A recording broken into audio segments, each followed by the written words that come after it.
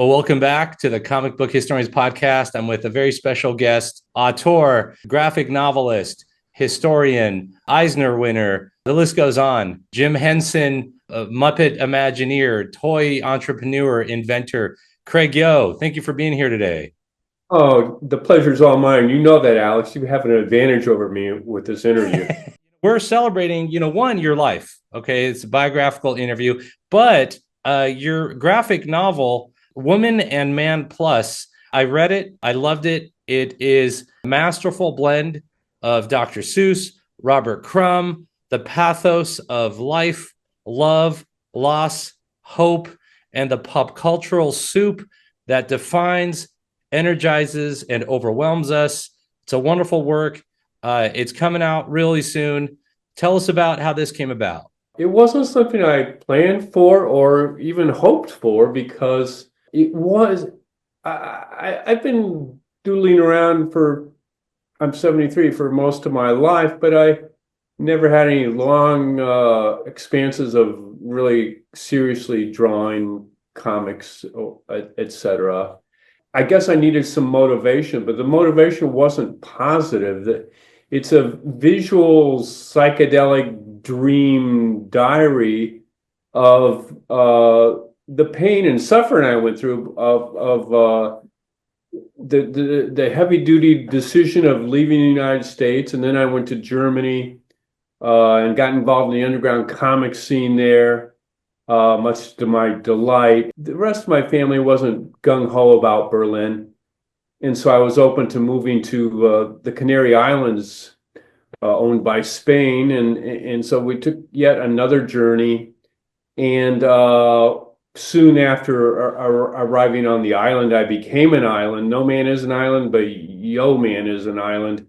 When my wife of over 3 decades this made a decision that she wanted us to get divorced, start over, remain best friends and co-workers on Yoe Books, and most importantly, co-parents, but my heart was broken.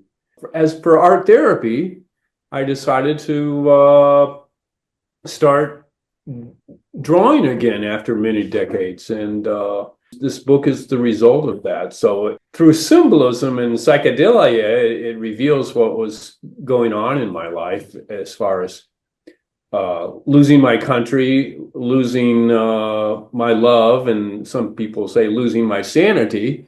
But it was therapeutic via art and did help me through this very troubled time.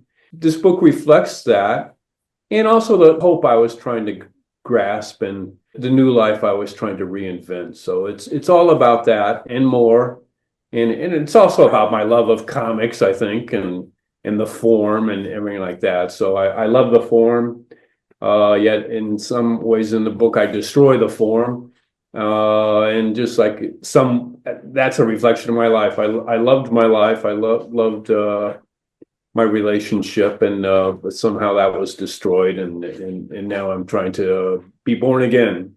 I noticed when I read it that it seemed to bring up a lot of deep, visceral feelings coming from, things you're exposed to childhood wise, the kind of the rise and fall of the love lust cycle. Yes. First, was it painful getting that onto paper? And do you feel like you came out with a more refined sense of identity afterward? I'm going through physical therapy right now, and the physical therapist, she'll do a move or an action. She goes, "Does that hurt?" And I say, "It hurts so good." So definitely this was a painful process, but doing the art did somewhat alleviate the pain and help me get in touch with where I'm at. And so it's a mixed bag. You can't have the joy without the pain, or the pain without the joy, or it's all intermingled. So yes, it was painful, but yes, I think it was, like I tell the therapist, it's a good pain in that I was working through things in my life. Now, you said losing country, love, and insanity. So when you say losing country, what led you to leave America? My wife, Clecia Gusoni, I met her at the Lucca Comic Convention in Lucca, Italy. And so she's born and bred Italian. She's from Rome. And after decades of being together and in the United States, which I think she hopefully enjoyed both for that period. But I think she had a hankering to go back to the United States. But I was totally up for it. It sounded like a wonderful adventure to me. And for her and me, I mean, things that were going on in the United States, I think made us think that maybe it's not the best place to raise our kids. I mean, it was a great place for me to grow up during that time in America, certainly as a young white guy, but maybe not for everybody in America during the 50s and 60s. But it was great for me. I loved America. I still have an affection, of course, but I was ready for new adventures. And a tipping point for us was the Sandy Hook shootings, which was a number of minutes from our house, and other shootings across America made us think, like, let's get the hell out of here. And our kids were suffering from active shooter drills in school. They were having nightmares, and it was a living nightmare for us to see them have to go through this and think about this. So we were ready to move. Losing love is kind of separating from your roots. Did that contribute to that separation? What do you attribute to that? Wait a minute, is this a marriage counseling Zoom call? Or I think that means that the answer lies in this book right here, and you can find the secret if you can unravel it, hidden in these pages, which I loved, by the way, because I think there's just certain emotions that were put on paper the way you did it, linking it with pulp culture figures, cartoon characters, etc. I feel like I know the answer, but it's like from an emotional level, and I think that was your intention. in some ways, I don't even know my intentions. I had a friend ask me today, he wanted me to interpret every page and tell him what each page is about. And I told him, like, it's like having a dream and trying to interpret your dreams. I mean, it's kind of guesswork, I mean, I don't know all the answers to what everything means in there. Certainly it was about, I mean, it is about losing my country, but it certainly is about the breakup of my marriage and my longtime relationship in that sense with my wife. Well, we're going to continue to work together on books, and certainly, again, the priority is taking care of our beloved kids and as co-parents.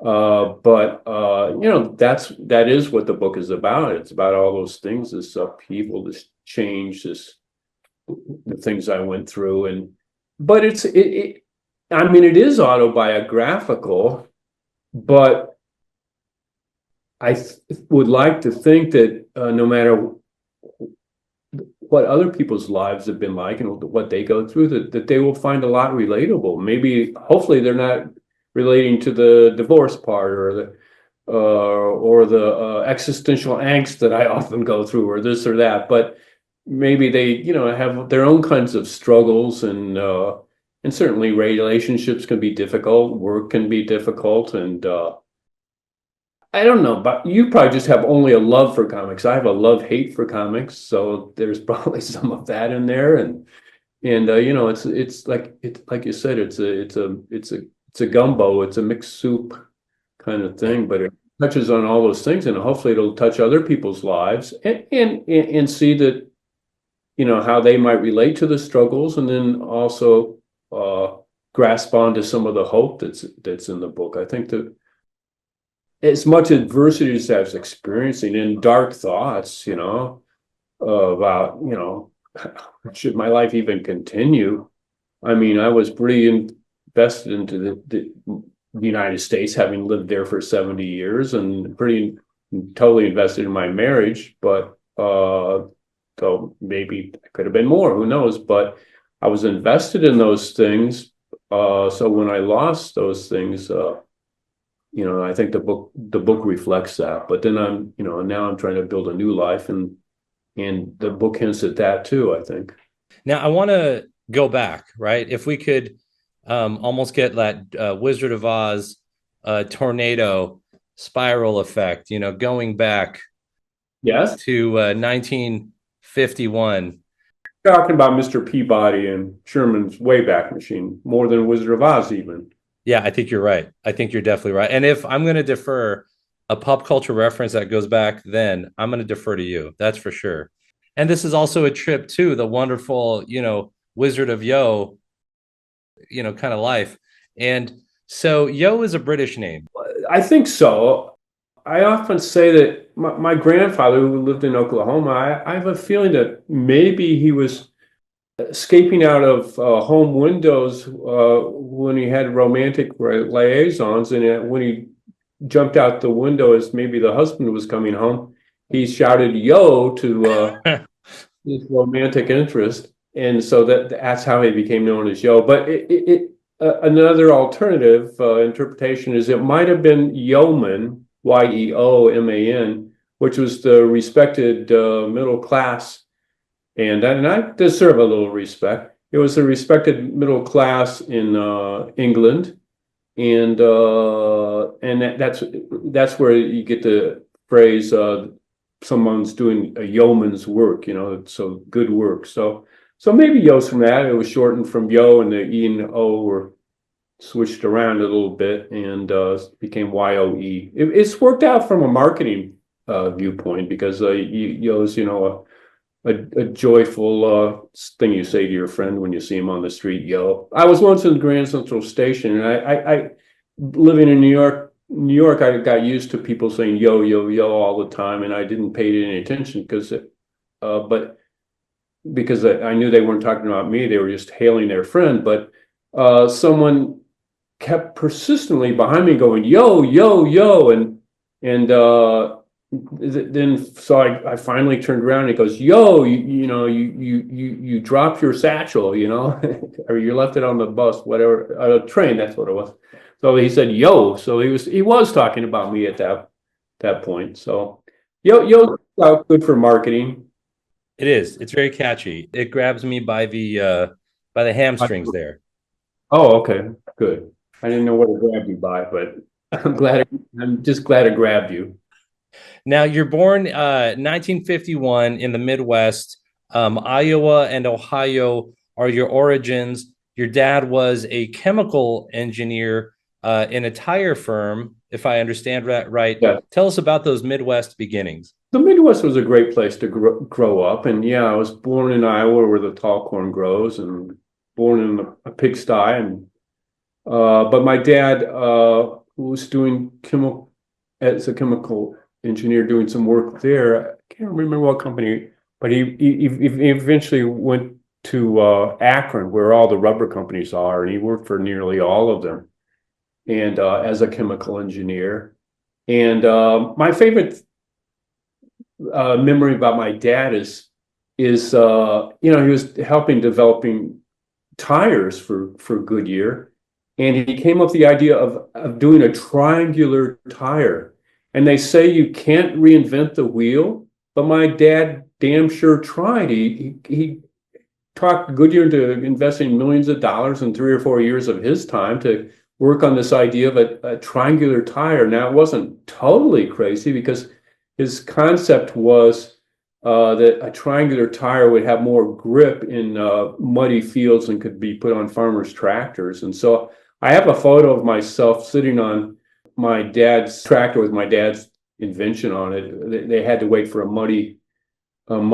rainy day where the field would be muddy in Goodyear's test farm in Pennsylvania. But I went there and sat on the tractor, and they snapped a picture. And I don't know if the picture was snapped before or after they tried to tire out on the muddy field, but it was a total failure. But I'm just thrilled that my dad had the balls to try to reinvent the wheel, and so I've tried to emulate my dad in that sense, and like this book tries to reinvent comics, and I tried to reinvent many things. That's part of the creative process. I think you're influenced by different I'm influenced by different popular culture things. I'm steeped deep in comics and also other kinds of art, but I try to reinvent those things in my own way, and come up with something new. So that was good. But I had a great childhood, Sandlot, baseball, and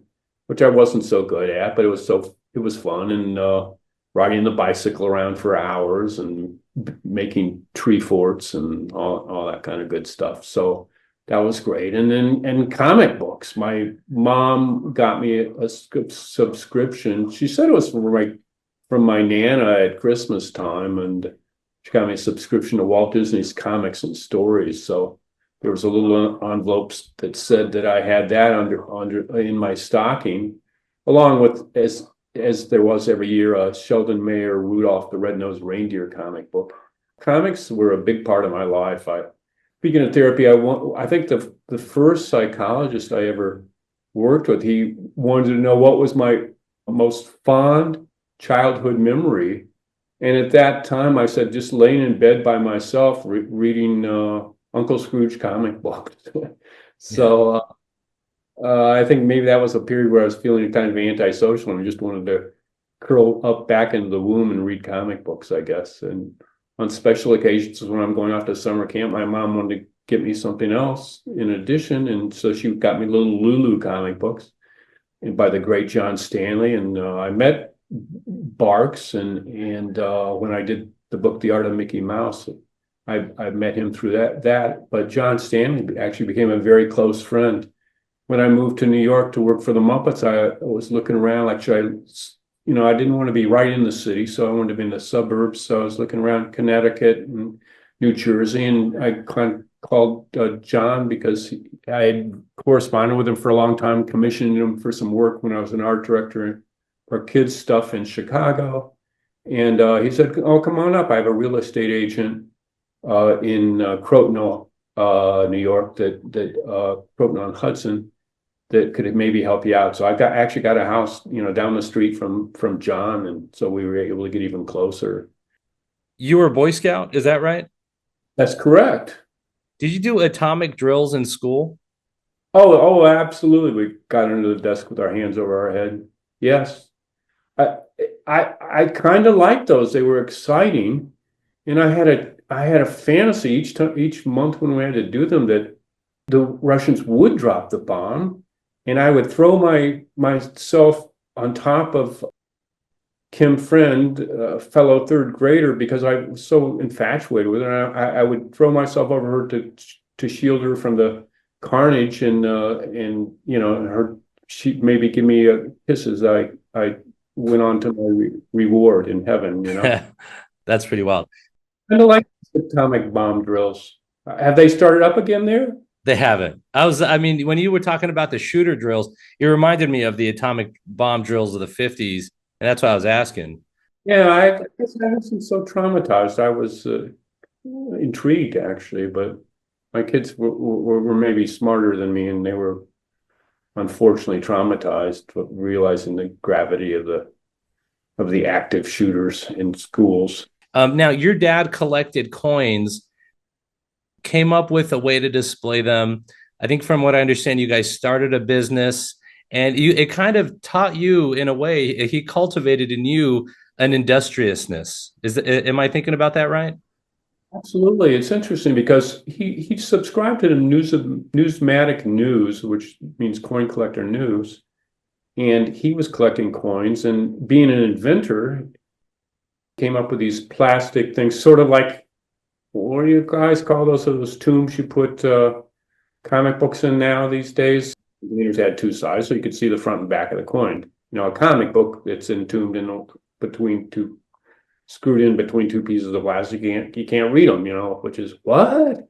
But this did preserve the coins and from getting scratched, and made a nice display thing. So he invented those and sold them through the fans, the coin collector fanzine, which looked like the comic buyer's guide for coin nerds, and he sold these. He was always trying to start businesses and had new ideas, and often used his inventiveness, and he creativity to infuse the businesses. So he came up with this invention. Well, and he actually came up also with, he would sell the containers themselves, but he came up with this tool that you would actually, it was sort of like a fancy drill you held in your hand and turned around to make the holes for the different size coins. And he'd send you pieces of plastic that then you would make your own holes with this tool that he had patented. And it was my job to put them in these little containers along with this slip sheet about the tools and how to use them and help package them and send them out. So it was definitely a little home business, but he called the business Yoe and Son. So that really made me feel good and made me feel part of the business. And I think I was all of like 8 or 9 years old or something, So, I felt pretty special in that way. It did teach me a lot about having business and fulfilling orders and marketing and putting ads in newspapers. And I loved my dad. I still love him to this day. There's not a day I don't think of him. And he also read comic strips to you from the Akron Beacon Journal, like Peanuts, Blondie, Dick Tracy. Is that right? Absolutely, yeah. You know what? Yeah, no, I love curling up on Sunday mornings. We'd wait and we'd have breakfast, and then we'd keep our ear perked up, and we'd hear the newspaper hit the porch, and we were still in our PJs, so it was back to bed. My dad would read me the comics, and he and I both deeply enjoyed it. It was a very intimate, fun, close, father-son experience. It was great. Did you draw as a kid? And were you like creating designs even when you were a kid? Absolutely. Yeah. My mom, let's not forget the power of my mom. She definitely encouraged the art side, and she, bought me, the 64 box of crayons was also under the Christmas tree. And I don't know if you ever heard of putting a kid's drawing on the refrigerator, but I don't know if my mom invented that, but she certainly practiced it, and encouraged me greatly in my art and everything. So, and always had, words of praise and encouragement. So I love drawing. Yeah, for sure. I don't recall drawing the cartoon characters out of the newspaper. I was just kind of using my own imagination. Many cartoonists were copying the Blondie and Dagwood and Dick Tracy and stuff, but I just kind of sat there and doodled, stream of consciousness, just like my book, that's what it was about. Though, it's interesting. We're talking about psychology and analyzing your mind and stuff. My firstborn daughter, Avarel, I'm very proud of her. She her college education was in art therapy. And now she works with special needs kids as a teacher. But she's the one that turned me on about the art therapy aspect of things. So I studied a little bit of art therapy, and she just turned me on a new book I'm reading about that. But I know that when you study and analyze kids' drawings, you really can learn a lot, about, you ask them to draw their family and you can see what that looks like. But I must have had an assignment at school to draw my home. And so I drew my home, and it really covered the paper in all kinds of colors, and the figures of my family were large and everything like that. So I could see that, an art therapist looking at that would see that I really loved my family and my home. And then at the same time, when I was going through some old papers on preparing for our move and found some other kid drawings, I found a picture of my school, and the school was like about, this tall on the big piece of paper. And obviously I didn't like school. I loved my home, but not school so much. The regimen of school and the teachers and all the rules and everything like that, I really never totally warmed up to that. There was two school experiences, though, that did inform me as an artist, because in kindergarten, they passed out papers which were like coloring book pages, which, again, I don't think that's the most creative way to start with a kid, but that's what they had. And so I was coloring away. I was enjoying the process. And the teacher was going around the room, and she came to me and she goes, "Oh, Craig, that's really good," which, made me feel pretty darn good. And she says, "But you colored outside the lines." And at that moment, I knew two things. to this day, I almost think about this almost every day, is that number one, I wanted to do good art and try to, get a good feeling from that and affirmation. But I also wanted to color outside the damn lines. So I think that my work reflects that, that kindergarten experience. And then in fourth grade, I remember the teacher, Mrs. Leonard, whose daughter is now a cartoonist, Polly Leonard. She's in the National Cartoonist Society. She had us draw snowmen around the season, and she showed how to use 3 circles, and all the kids emulated her almost exactly. She put them all up on the wall, and she had mine last. So she went through all the ones, and she was complimentary about everything. She goes, she got to mine, she goes, but this is my favorite, because kids, do you see how he didn't follow my, the way I did it at all? But he I don't know, she wasn't using this phrase because it was still before the 60s, but she said something like he did his own thing. He brought his own approach, She was a fan of coloring outside the lines. So Mrs. Leonard was a great influence too. But other than that, I didn't super enjoy the educational experience of school. It's interesting because it sounds like whether the encouragement is positive or negative, you're going outside the lines. That's where your kind of inner compass was headed regardless. And that's pretty cool. Yeah, I think so. I've done that in my art and I guess my life too. As far as absorbing TV from the 50s to the 60s, the stuff you're watching, Mickey Mouse Club, Ghoulardi, the hoary host of the early 60s, the Batman 66 TV show. Tell us about the TV you're watching. Well, certainly, I ran home from school every day to see Mickey Mouse before my mom kicked me out the door to go wander around the neighborhood in the woods that were next to us. So that was great, seeing Mickey Mouse. And I'm like Walt Disney. Walt Disney said he never loved a woman as much as he loved Mickey Mouse. And maybe that's why I have 2 marriages that ended, because I never loved a woman as much as I love Mickey Mouse. Later on, we got a color TV, and I loved Batman.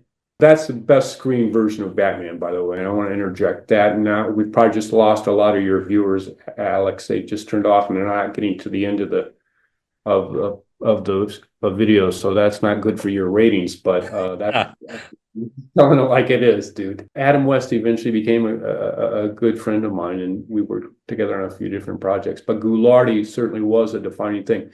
There was 2 giant influences by the time I got to junior high. That was in all our lives. That was the Beatles, and certainly John Lennon, the great cartoonist and also a musician. John Lennon was a big influence, and I loved his cartoons, and his music was pretty good too.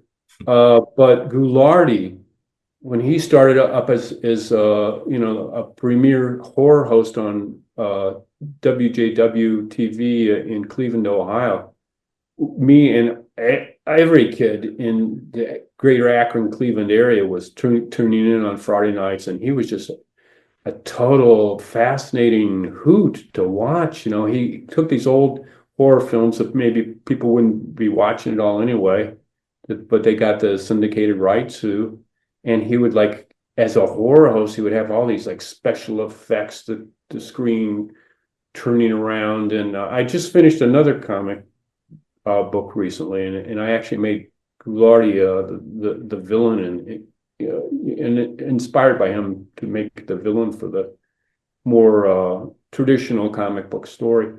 But anyway, Ghoulardi was, making fun of the horror flicks, and he would interject himself in the middle of things, and he was like saying rebellious kind of things, and cool it with the boom booms, and turn blue Kniff, and we're just a couple of his catchwords. And, we were all just mesmerized. I remember the Underground Paul Mavridis, who was a friend of mine, he sent in a picture of Ghoulardi, and Ghoulardi showed it on the air. So he showed a lot of kids' artwork. I never got around to sending artwork into Ghoulardi, but he certainly was a big influence. My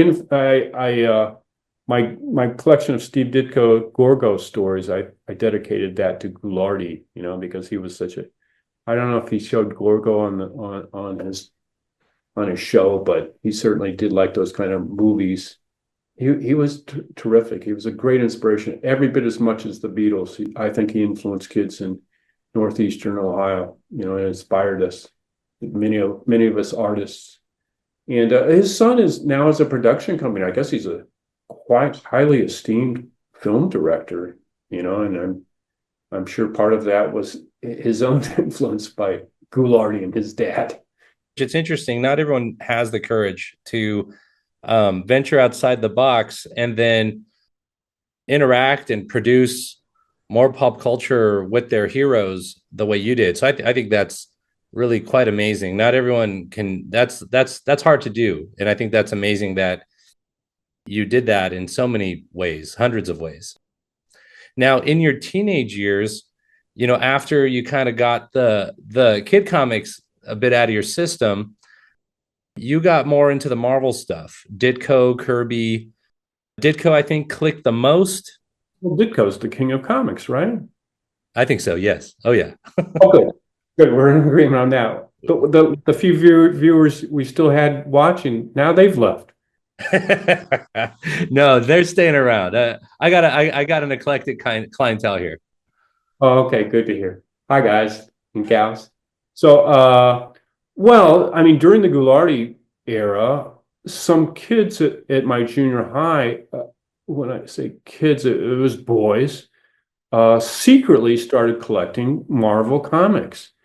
And one of them, who I was especially close to, took me aside and whispered in my ear about I might enjoy these Marvel comics, because that was very secretive, because you didn't want girls at school to know. You were just now becoming really interested in girls, and you didn't want them to know that you were, had arrested development and were like some little kid still reading comic books. So we secretly started reading and collecting Marvel comics. And I think most of us, half a dozen guys, we all, by going to old bookstores and flea markets, and so we eventually each of us collected a complete set of all the early Marvels. And I just fell in love with them, and especially Spider-Man, Steve Ditko, and Stan Lee. Stan Lee's a god. Oh wait, we just lost your last viewer. But anyway, I love Stan Lee, and what Ditko and Lee and the other Marvel artists, including, the incredible Jack Kirby, did, just really turned us on, and we just became infatuated with the comics and collecting them. And all my friends, they all stuck with Marvel comics. I don't think they bought any DC comics, and they didn't buy any other type of comic material. But I quickly realized, like, hey, if these comics are so cool and fun and interesting, I'm interested in all the comics, in not only all the comics, but cartoons. I became interested, when I went to the old bookstores looking for if they might have gotten some comic books in. I also went to the humor section to get, bound volumes of New Yorker cartoons and Peter Arno and books about Thomas Nast, America's first great political cartoonist. And, I was just inspired by and passionate about learning and collecting every form of comics and cartoons, so I really had an eclectic, wide net that I was casting, From what I understand, you went to thrift stores, you found, Milt Gross, Golden Age comics, you went back in time, comic-wise, through thrift stores, reading Golden Age things, as well as a lot of the strip cartoonists, things like that. In the midst of all that, I have to ask, do you remember your favorite Steve Ditko story? They're all favorites. They're like my kids. They're all favorites. It's a good answer. I mean, I agree. I love everything he's done. Looking back, I am less interested in superheroes, much less. I mean, I don't buy superheroes comics, but I really loved his early Charlton stuff. Yeah. Kind of the thicker line and the dark backgrounds and the variety of these horror fantasy stories. I mean, he later beautifully reflected that in the the early pre-hero Marvels too, obviously, that he did with Stan Lee and his brother Larry Lieber. The early Charltons, there's something really magical about that, and I've collected the best of those in the three large format Ditko books we did, and then a fourth smaller one. So I just love that period of him. That was a very rich period, I think. Oh yeah, his Charlton stuff was like atmospheric, beautiful. It was like Twilight Zone, before there was Twilight Zone. I love that stuff. Now, you were also friends with Gene Simmons back then when you were kind of in comic fandom, is that right? No, not exactly right. We were in the same fanzines, though. I think my first, other than my own personal fanzine, which I started in that period, I contributed artwork. My first artwork and strip was in a fanzine called Wonderment, and Gene Simmons was a co-contributor to that fanzine. I guess he tells the story that he was drawing Spider-Man and other superheroes in different Ditto and mimeograph fanzines, but he, as many of us did, saw the Beatles' first appearance on Ed Sullivan, and he was not only taken by the Beatles' appearance, he loved when the camera spanned the audience and there was these screaming girls, for the Beatles, and so he instantly threw away his pens and pencils and went to Woolworths and bought a guitar. I guess he knew which direction he wanted to go. So right, he came to that fork of the road, and I took the wrong road, and he took the right one. But he's a big Marvel guy from what I've seen in some of his interviews. Now, what issue of the Rocket Blast Comicollector, like your first issue of that you read, do you remember the issue number or the number by chance? I believe it was number 42. Bud Plant and other friends, David Armstrong, they all will kind of almost identify each other with what issue number they entered fandom with Rocket Blast Comicollector. So yours is 42. That it's good to know, because I hear them, I'm number, I'm 55, I'm 38, oh, okay. I find that so interesting. Yeah, my friend who turned me on to comics, and a couple other guys who were reading and collecting comics too, he must have started like with 40 or 41, because he's the one that told me.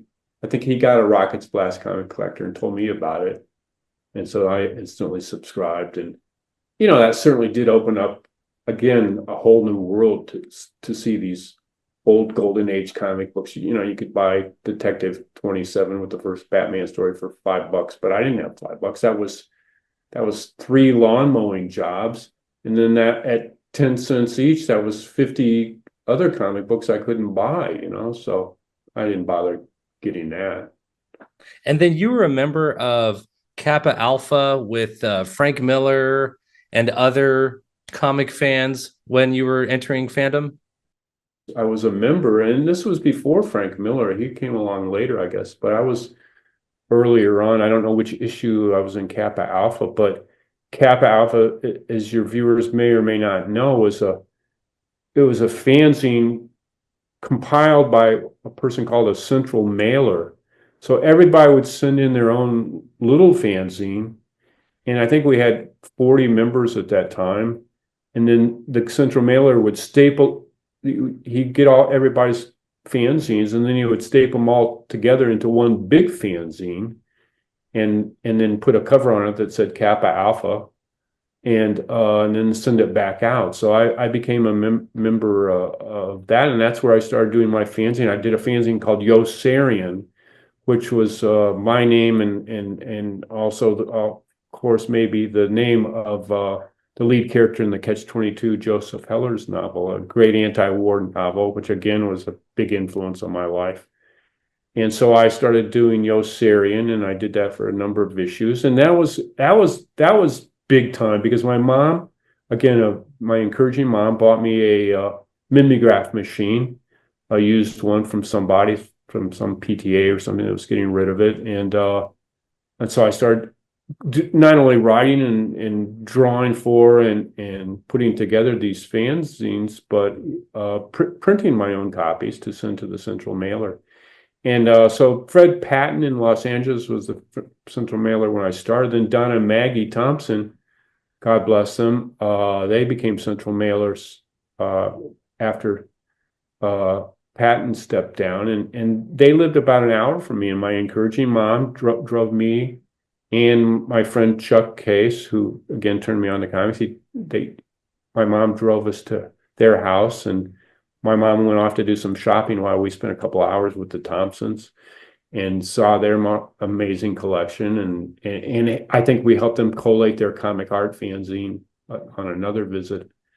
And so Don and Maggie became a huge influence on me. I mean, to have actual adults, a children's librarian and a reporter for the Cleveland Press, be into comics and be encouraging me, they were huge role models. And I just worked with Maggie. She helped me edit my latest book from Dark Horse, a collection of space Western comics, an old Charlton comic that's wacky and weird.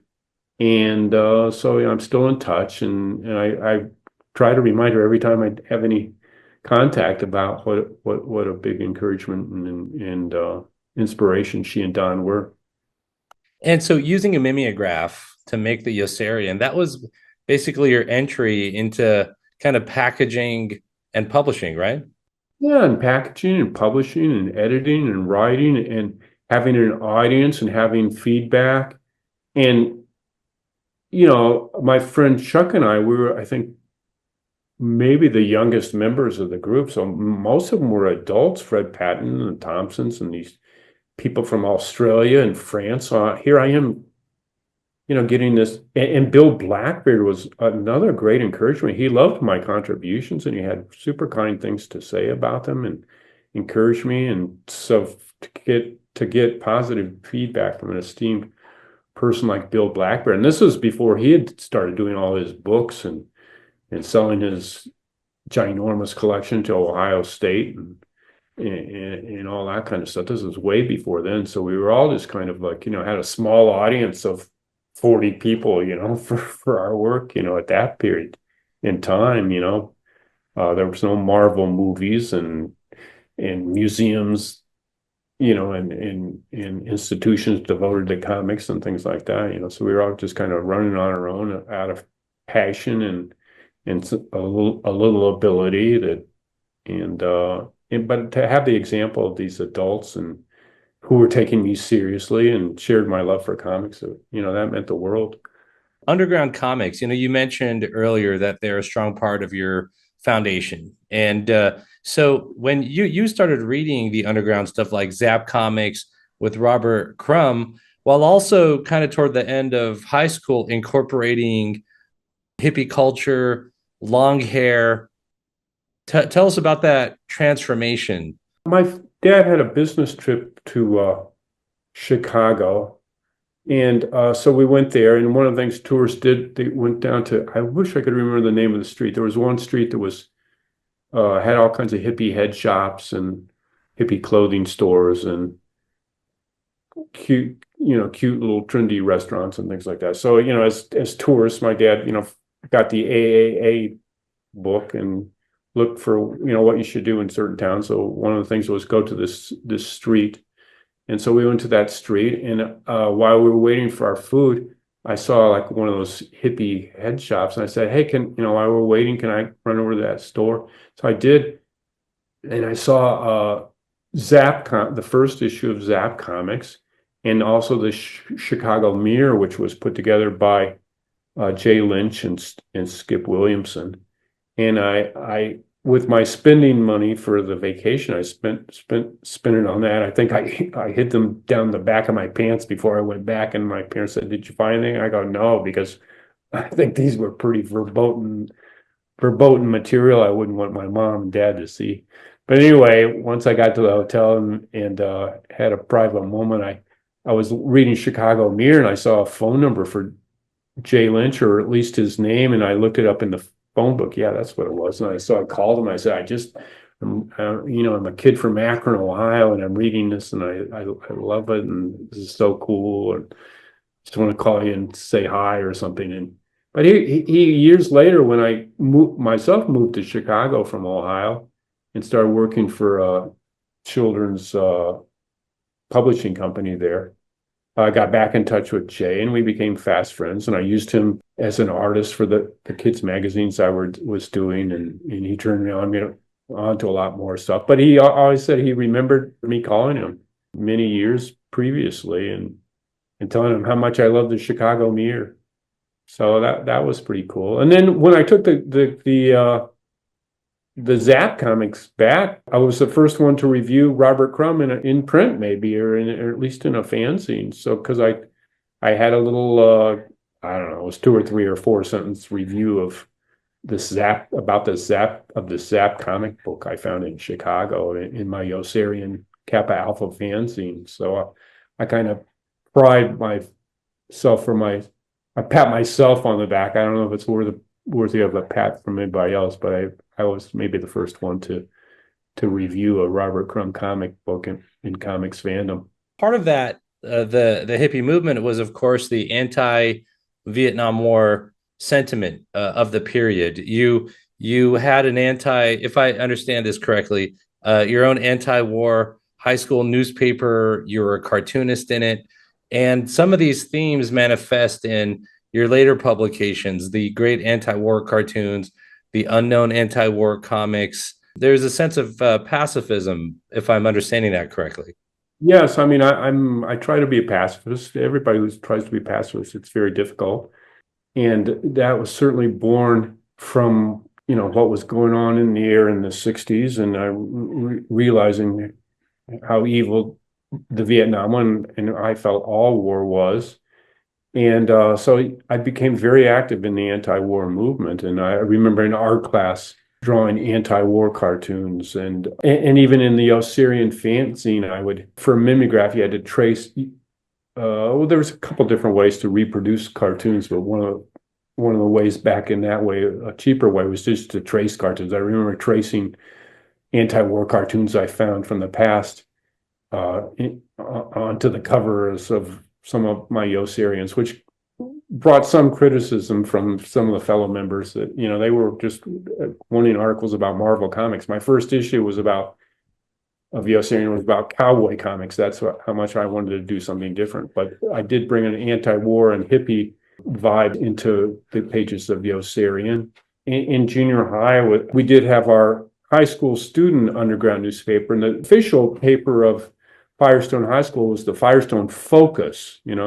We as flower children, we named our underground newspaper that, and it was the first issue was started by Paul Mavridis and a couple other guys. And again, Paul Mavridis is a esteemed underground cartoonist who's drawn for the fabulous Furry Freak Brothers and does way cool fine art, and has done Anarchy Comics, the underground called that. His art was inspiring. He was way ahead of me in ability.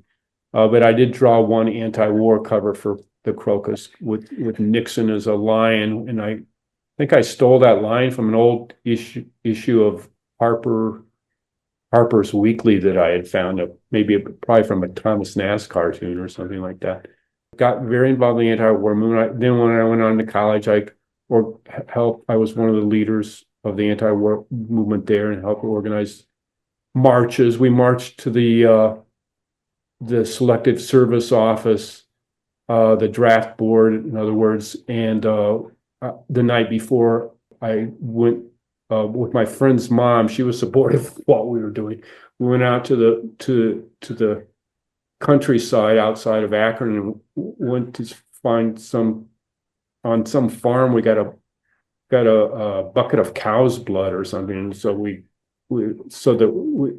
all of our marchers would have a cup of cow's blood. We could, at that time, they had just passed a law, you could see your draft files.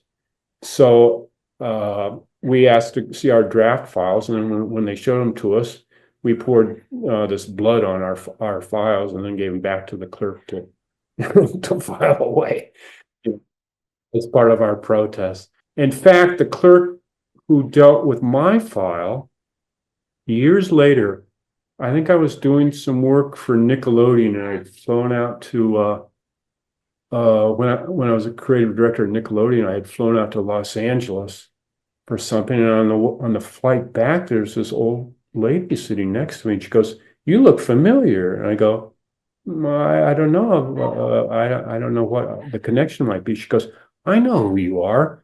I used to work at the draft board, and you came in and asked to see your file on protest day, and you poured blood on your file. I'll never forget that. I go, oh, thinking, oh, this is going to be a long ride home. But then she went on to tell me in her next breath that inspired her to become part of the anti-war movement. And she was on a trip to Los Angeles for something because she's now working for the Quakers in the pacifist anti-war division of that religion, and so that was the turning point for her. That's wild. Look at that. You're changing lives unknowingly. Yeah, that was like so crazy cool. Now, did you have any experience with marijuana? Because you're a hippie guy, but you don't really strike me as a drugged out guy. The last year of high school, got together with some friends, and I had an acid trip, and Reader's Digest and such used to tout how acid was horrible, and that, you might have a bad trip and jump out a window or something.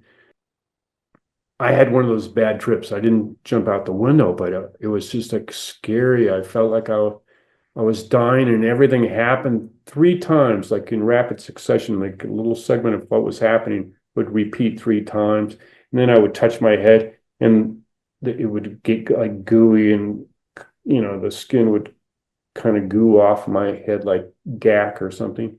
And it lasted all night long, and I was terrified. And so I have smoked marijuana a couple times. Didn't inhale, like Bill Clinton, never inhaled. That was my one acid trip, and it was terrifying, and I hated it. But I'm so glad it happened, because I think it really did change my art and change my outlook on life. And so in a way, it had a positive effect.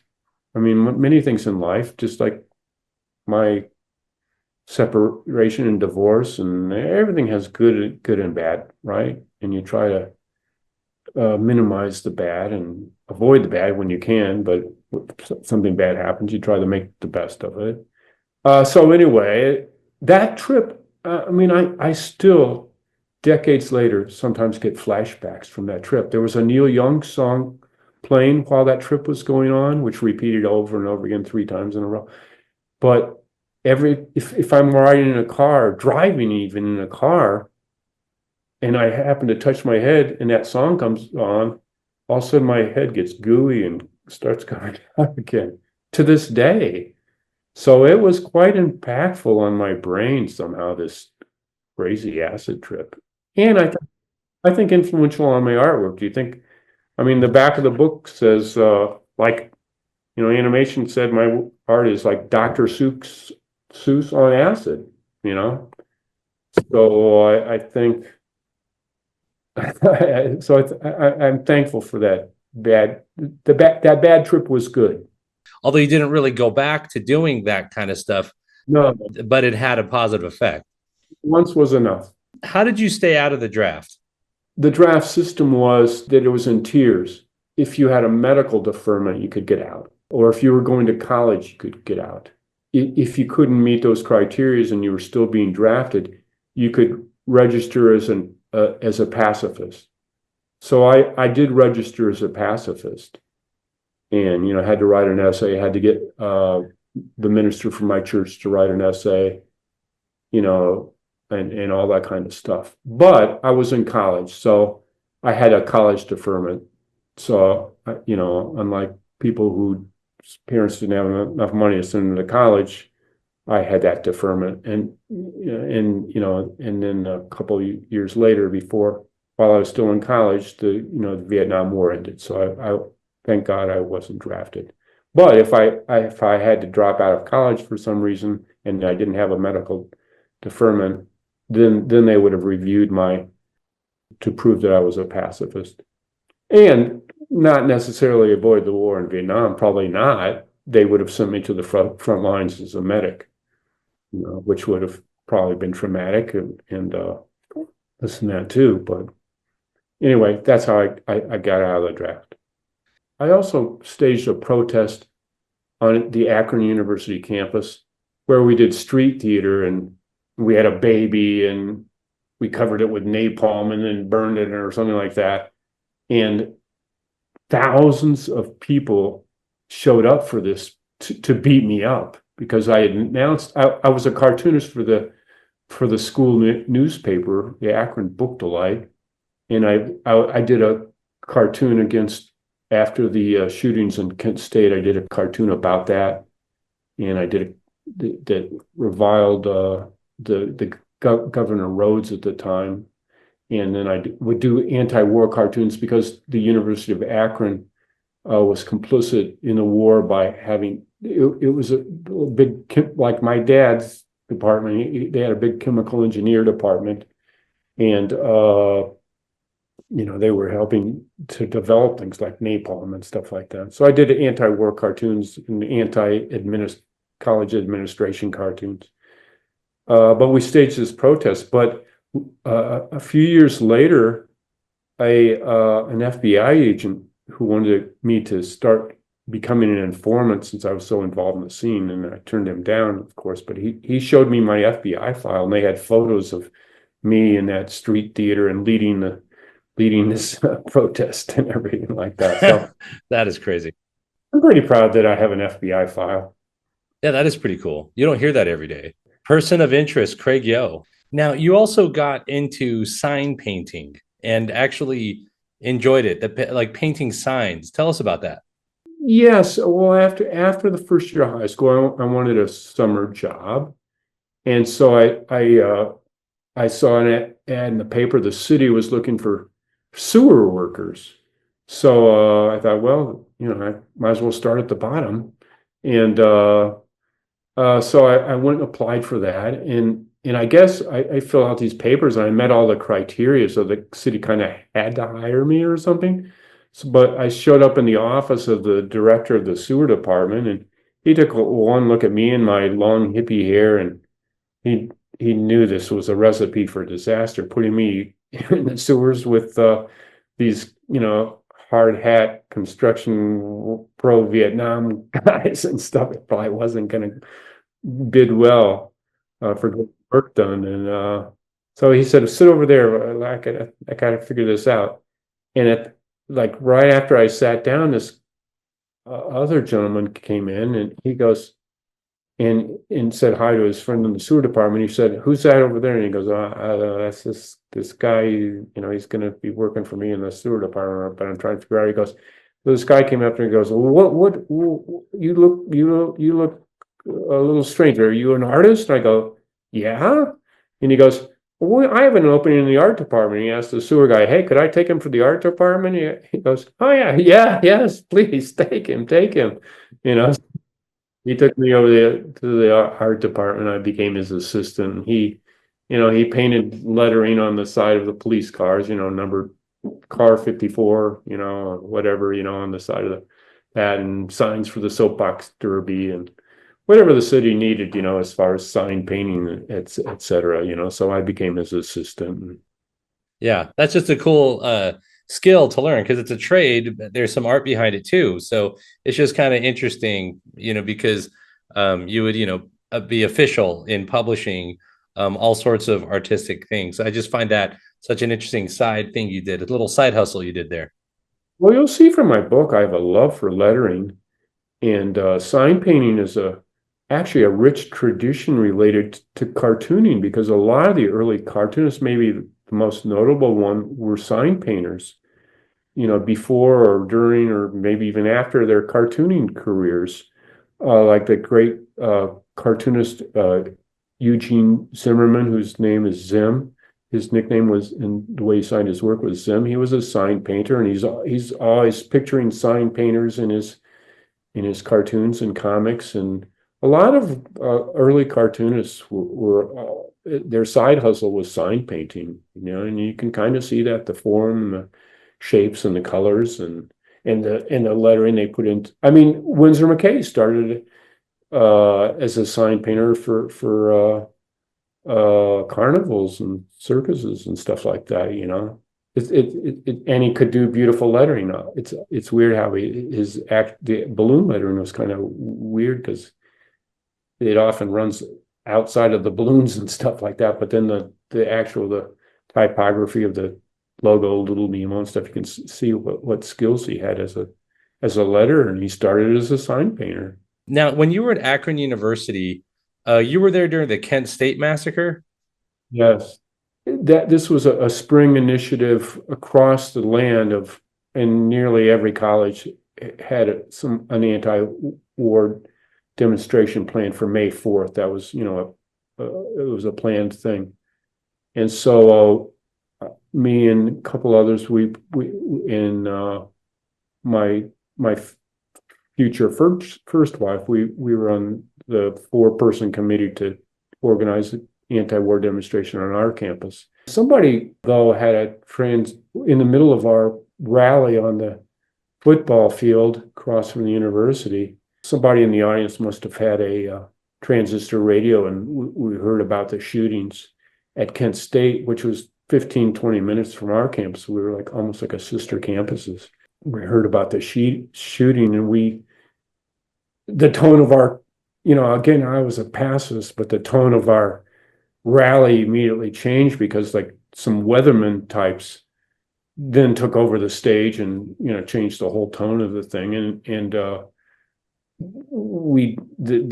things were kind of upped on our campus, and we eventually shut down the school and took over the president's office. And years later, when I was with the Muppets, Jane Henson, Jim's wife, had me accompany her to a wedding of some friends in Akron. So I went back there from New York, and she and I drove out there, and we sat in the little wedding party, and this guy across from me said, "Hi, who are you?" And I said, "Oh, I'm creative director at the Muppets. You know, I'm here with Jane." And I said, "What are you doing?" He said he was the president of the University of Akron. I said, "Well, I occupied that office once." And I told him that, you know, about our anti-war protest. And I wish I would have followed up on this, because he said, "Did you graduate?" And I go, "No." He goes, "Well, maybe we could look into you getting an honorary degree." And I really wish I would have followed up on that. So it would have been a nice thing to have in my resume, because I never did, because I got so involved in the anti-war movement. I rarely attend classes. So I eventually dropped out to do something else, which we can talk about. But just the couple days before the Kent State massacre, I went to the Kent State campus, because again, we were kind of sister campuses, and I heard Abby Hoffman and Jerry Rubin talk, and Jerry especially was talking about how to be a true revolutionary, you have to be willing to kill your parents. And that's when I really kind of got turned off to the not more, but quite violent side of the anti-war movement. This is around the time when, you know, you marry your first wife and, you know, first set of kids. So this is a very formative stage of time for you. Yes. We were converting an old, shut-up, run-down light bar called the Avalon into a hippie nightclub. I dropped out of school, and, you know, we totally focused on that. And it was called the Avalon. And then we would advertise in the Akron University newspaper, the Avalon, so all the hippies that were going to the school would know about it.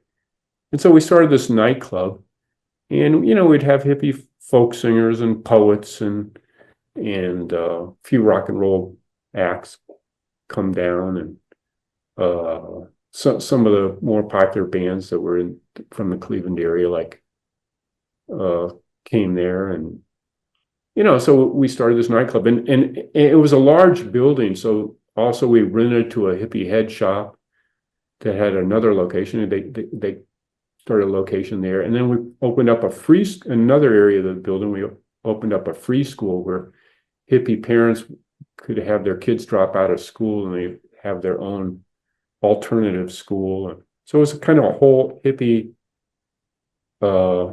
conclave community space. And so my then wife Janet Mora and I put that together. So when this is all happening, it's the early 70s. How did you, how did you come to terms? How did you come to terms with the end of the 60s? Jimi Hendrix dies, Joplin dies, Charlie Manson murders, the Symbionese liberation, armies happening, Nixon, pre-Watergate was kind of becoming kind of mainstream.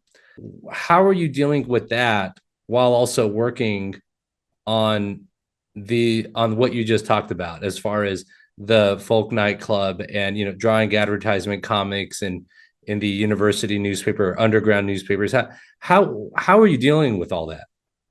I don't think I would just was dissuaded from my own beliefs and my own. I wasn't alone in not embracing the militant part of the anti-war movement, and certainly I mourned the loss of Janice and Jimmy and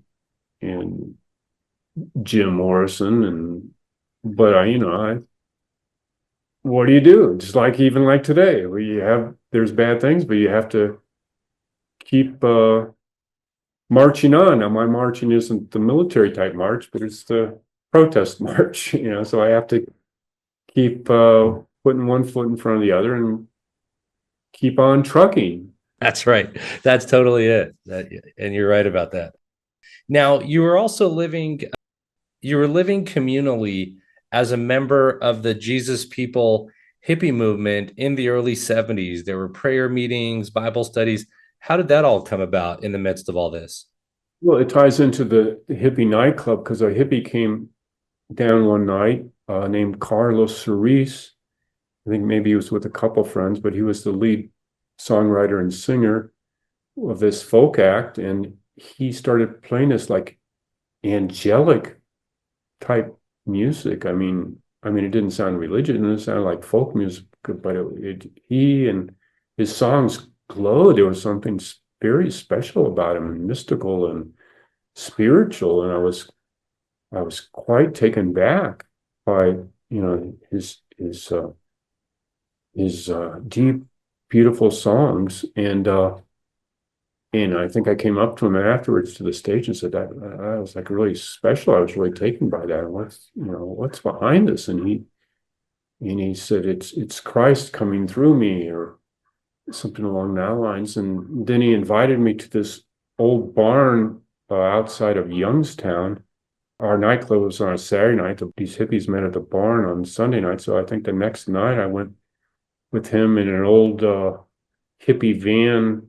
Maybe it was my van. I can't remember how I got there, but it was an old hippie van we were all in. And we go to the barn, and Carlos is playing, and other rock and roll musicians. And then there's these like old time Pentecostal people preaching and leading some of the sing-alongs. And, these large women with their beehive hairdos, and, very straight, people were mingled in with the hippies, and they were speaking in tongues, and it was again a mystical experience, and I felt a supernatural feeling around and within me, and I felt at that moment. I mean, some people, it's always not this dramatic, but I felt in an instant I felt born again, and so that changed my life.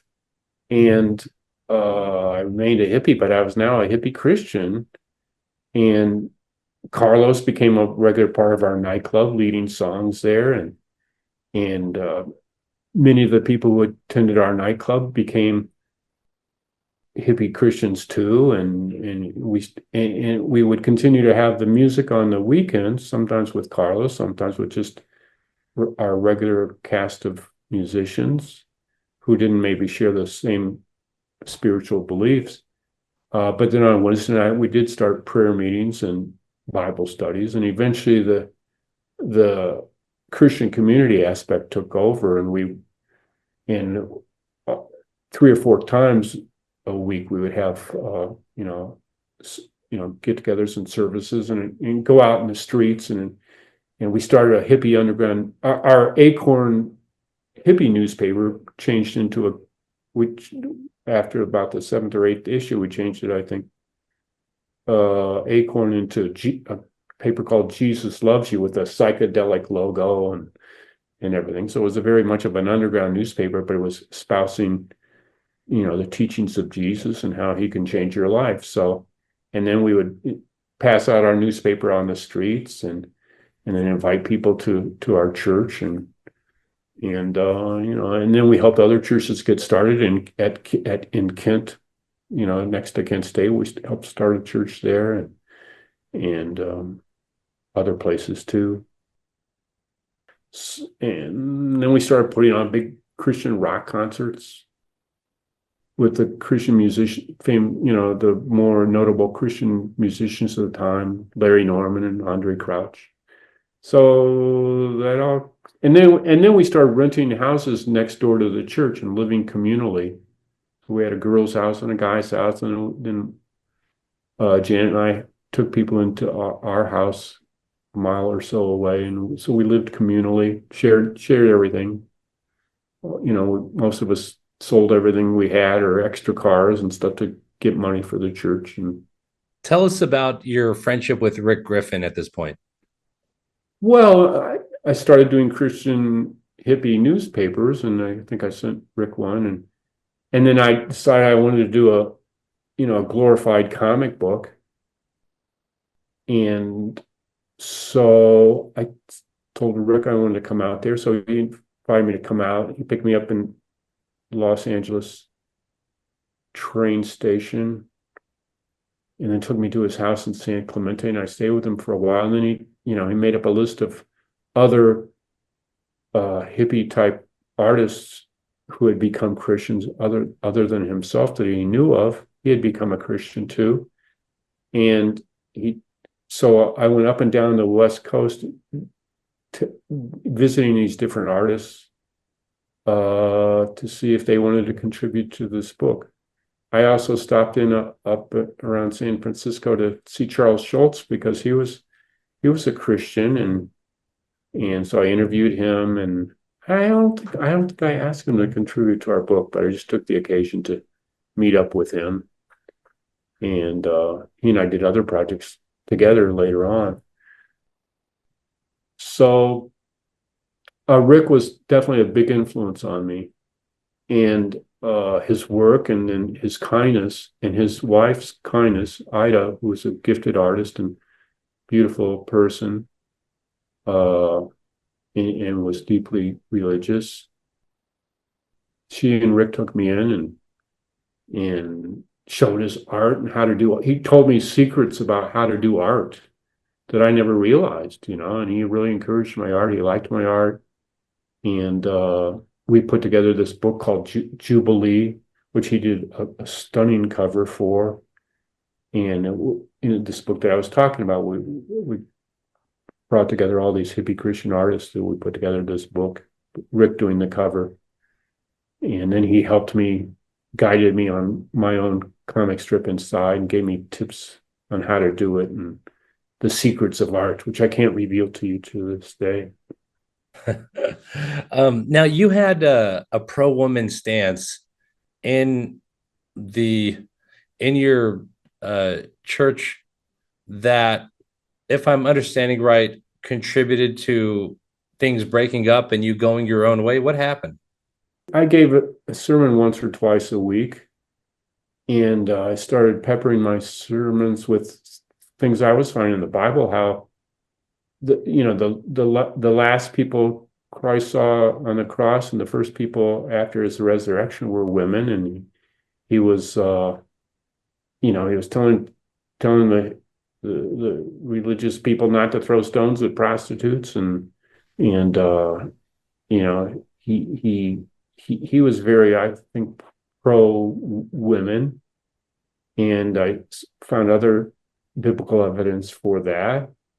And also, it's interesting to me to think back now, but I was also encouraging that people, we've kind of led an insulated life living together communally and all that kind of stuff. But I thought we should integrate the rest of the world, including maybe politics, because because I was against the still against the military industrial complex. I was, that's something I peppered my sermons with. And early on, even the hippie Christians that were there, some of them like took umbrage at that and felt I was headed the wrong direction, and they didn't appreciate some of the things I was interjecting into the sermon. So they kind of fomented a insurrection, and so the church, as a result, the church fell apart. And I think many of those, not all, but a number of those people went on to, become Christian nationalists, which I'm very, I love these people. We're even supposed to love our enemies. I don't know if they're my enemies, but try to love everybody. But I'm diametrically opposed to the whole idea of Christian nationalism and what we're seeing by the evangelical right these days. And even in this interview, I don't use just the word Christian. I have to say hippie Christian, so that it's something different than what you might think of when you immediately think of Christians today. It's the mid-'70s at this point, and I think you're doing grocery store ads in newspapers, which kind of relates to the sign painting work and lettering that you did before. Also doing posters for Christian rock concerts. You're doing some eclectic stuff, utilizing your skills, I think.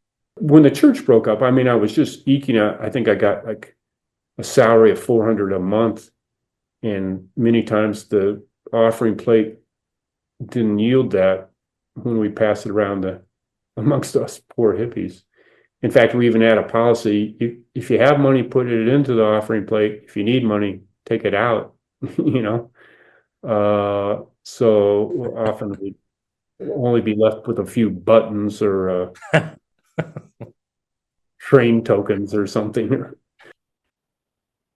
So I was eking out a living, and then it just totally, there was nothing. So I got a job as doing full-page newspaper ads for a grocery store, small grocery store chain in Akron. And those ads were inspired by the sign painters who used to paint signs for store windows, with their brushes, with this kind of, strong, stylish lettering, long green bananas, 39 cents a bunch or something, you know what I mean? But those were printed.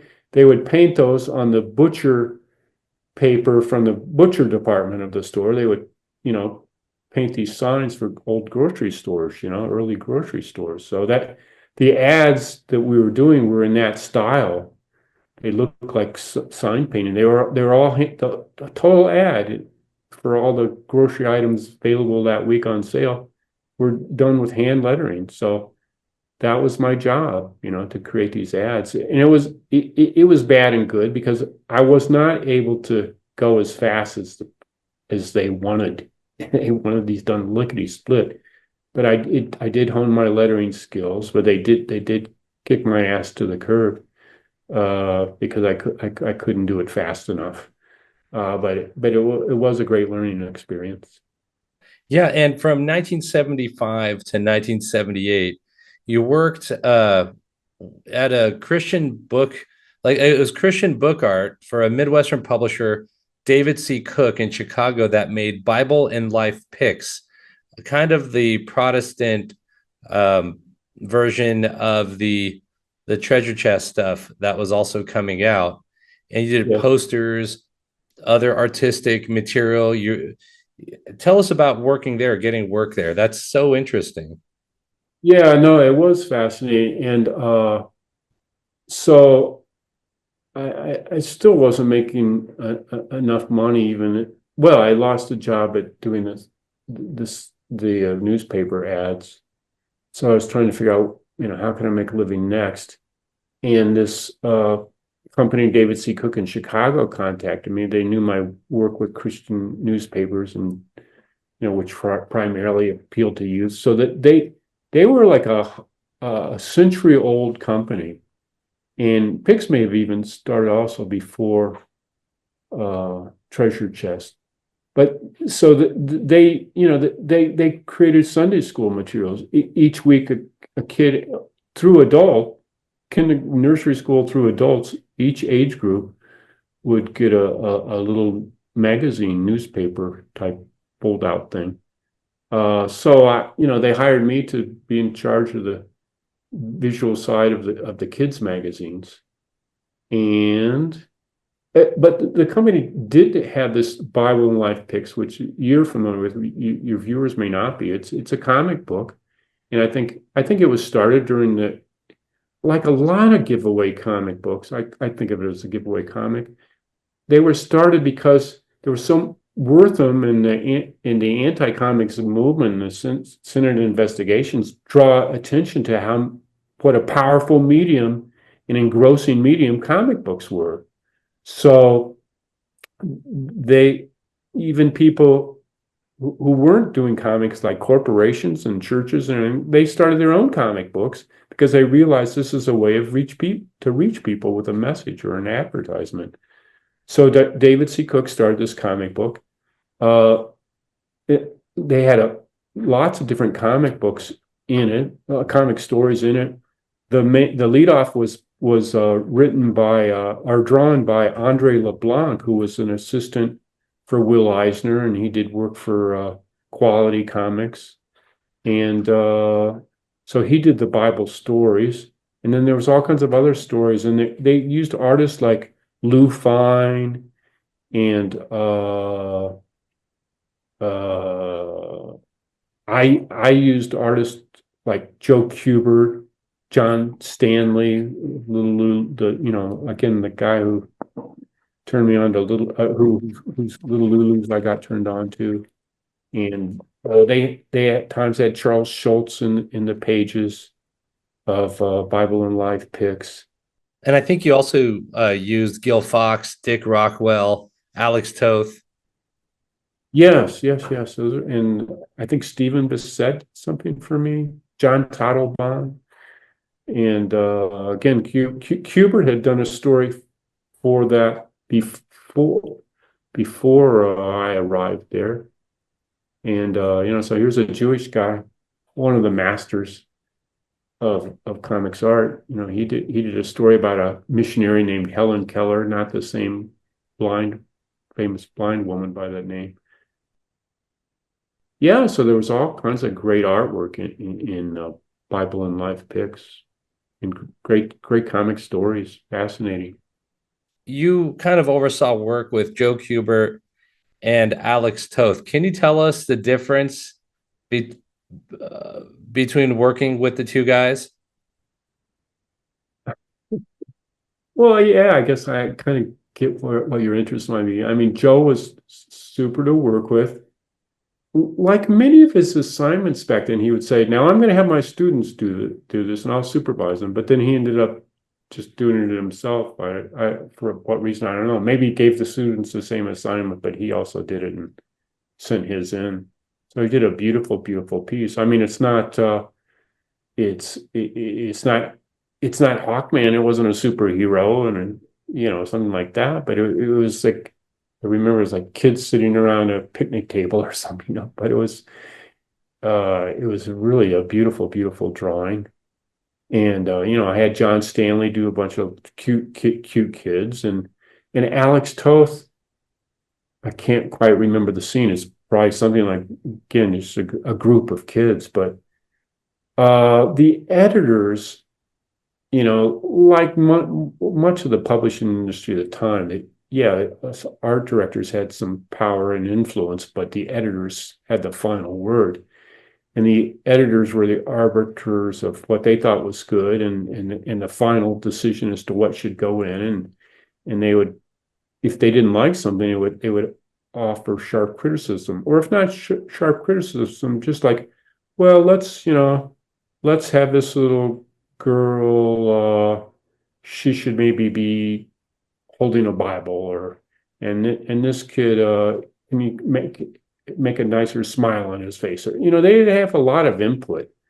And Alex took this input with great umbrage, and he did not like changing his artwork. He felt like what was done, and it looked great to him, and he didn't appreciate the little editorial, tweaks and things like that. So he did finished it up, and he and I corresponded for a long time, and I can't remember if that was the incident or why, but eventually stopped responding as he did with many correspondence. Many people have the same story. Alex, at some point, felt that he wasn't getting the right response or respect, or disagreed with something that somebody lightly said or something. So anyway, I admire the hell out of him, and one of the great stylists and innovators of comics for sure. But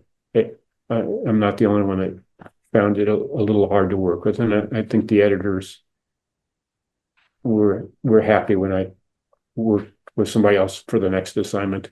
From what I understand, it was a pretty conservative place, but I think you had mentioned that one of the upper management people was a gay man who wanted to kind of give the magazine some pizzazz, and that's who hired you to kind of spice things up a little bit.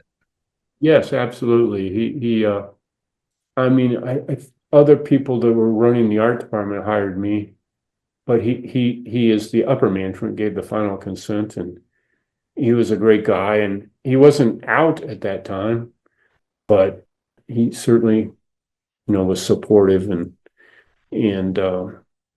all that good stuff. In fact, he gave me the original artwork to that Joe Kubert story because he knew I would like to have it. Yeah, eventually I left David C. Cooke to start working because they didn't pay much. So I was, after selling my house in Akron, I was running out of money. I was supplementing my work at David C. Cooke. So I kind of ran out of that. So I had started collecting antique toys, especially cartoon-oriented kind of things, and just wacky toys. And so I became interested in the toy industry. And so when I saw an ad for a toy company in Chicago, I applied there, and they were interested in getting into publishing in addition to their toys they were doing. So it was a perfect match. I wanted to get into toys, and they wanted to get into publishing. So I started working for a Diamond Toy Company. Sid Diamond ran the company, and I hired Jay Lynch, the underground cartoonist, to be one of our staff artists. And we started doing packaging for toys and designing little toys. And you were an art director over there, and I think if I understand this right, they were the Star Wars' first sticker license. Is that right? Yeah, the company started with Sid Diamond. He imported light up yo-yos, from the Orient, and he would, it was just a one-man operation. He would get these light up yo-yos, and then he would stand outside this Chicago Cubs stadium, and when people were exiting at dark, he would be standing there with his light up yo-yos going up and down, and people were fascinated by him. He sold a shitload of light up yo-yos to start which was the start of his toy company. But he eventually he had the same guts, and he flew himself to Los Angeles, and I don't know, camped outside of George Lucas's house or something until he came away with a license to do stickers for Star Wars. He had they sent all the licensees a signed photo of George Lucas, which he had on the wall of his office. And the first assignment on the first day that he gave me was he got on the intercom, called me into his office, and he said, "See this picture by George, signed by George Lucas?" I go, "Yeah, that's great." He goes, "Yeah, they sent it to me." He goes, "But I would like it to say, to my friend Sid, George Lucas." It wasn't just enough to. I go, "Yeah, so what? What are you saying?" He goes, "Yeah, put in to my friend Sid Diamond."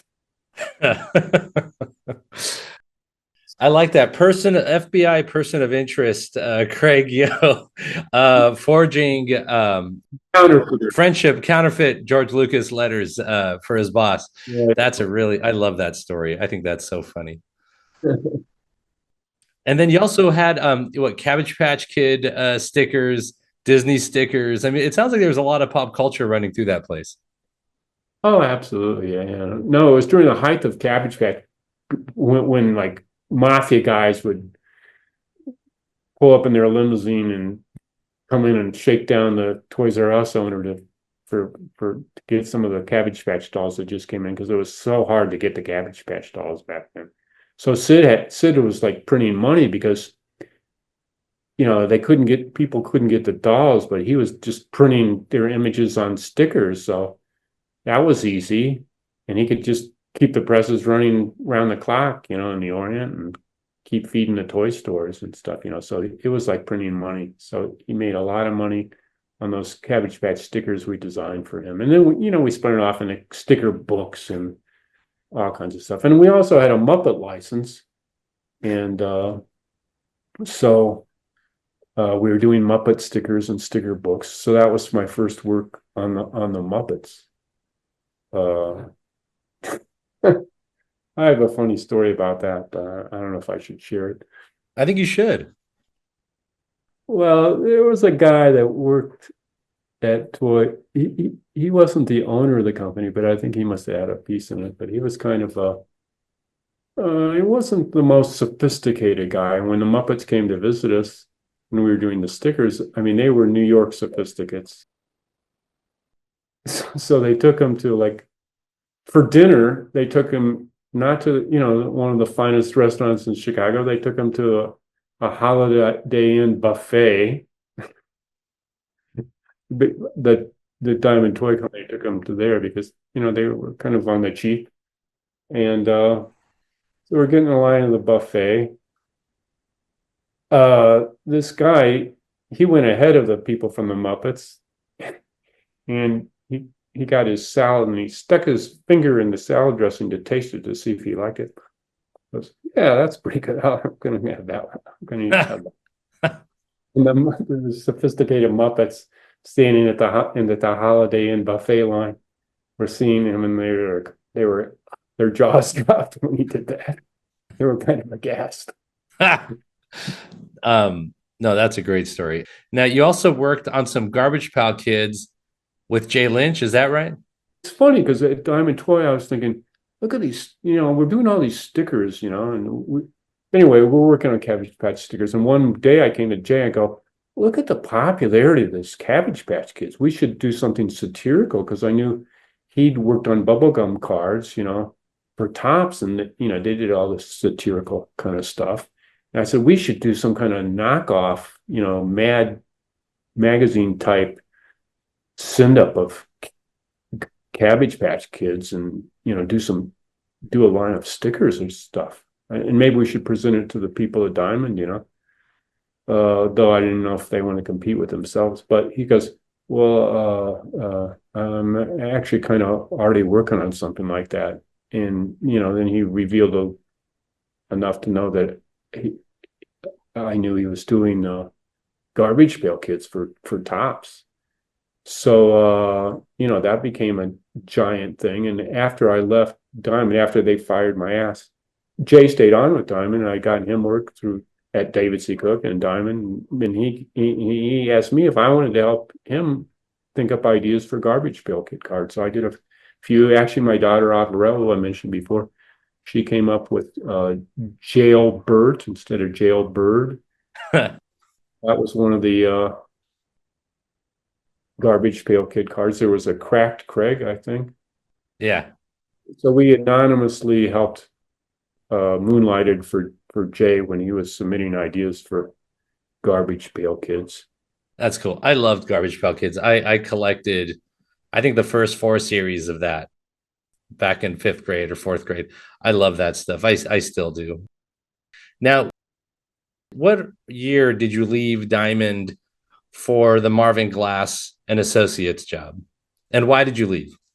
Sid wanted to go to another direction, so I shown the door at Diamond Toy, and so then I applied at Marvin Glass, which is I still love this idea of working with toys, so I applied at this. I heard about this toy think tank called Marvin Glass. All they did was think up toy ideas. It was the first toy think tank and the largest. I don't know, there must have been 60 or so designers there.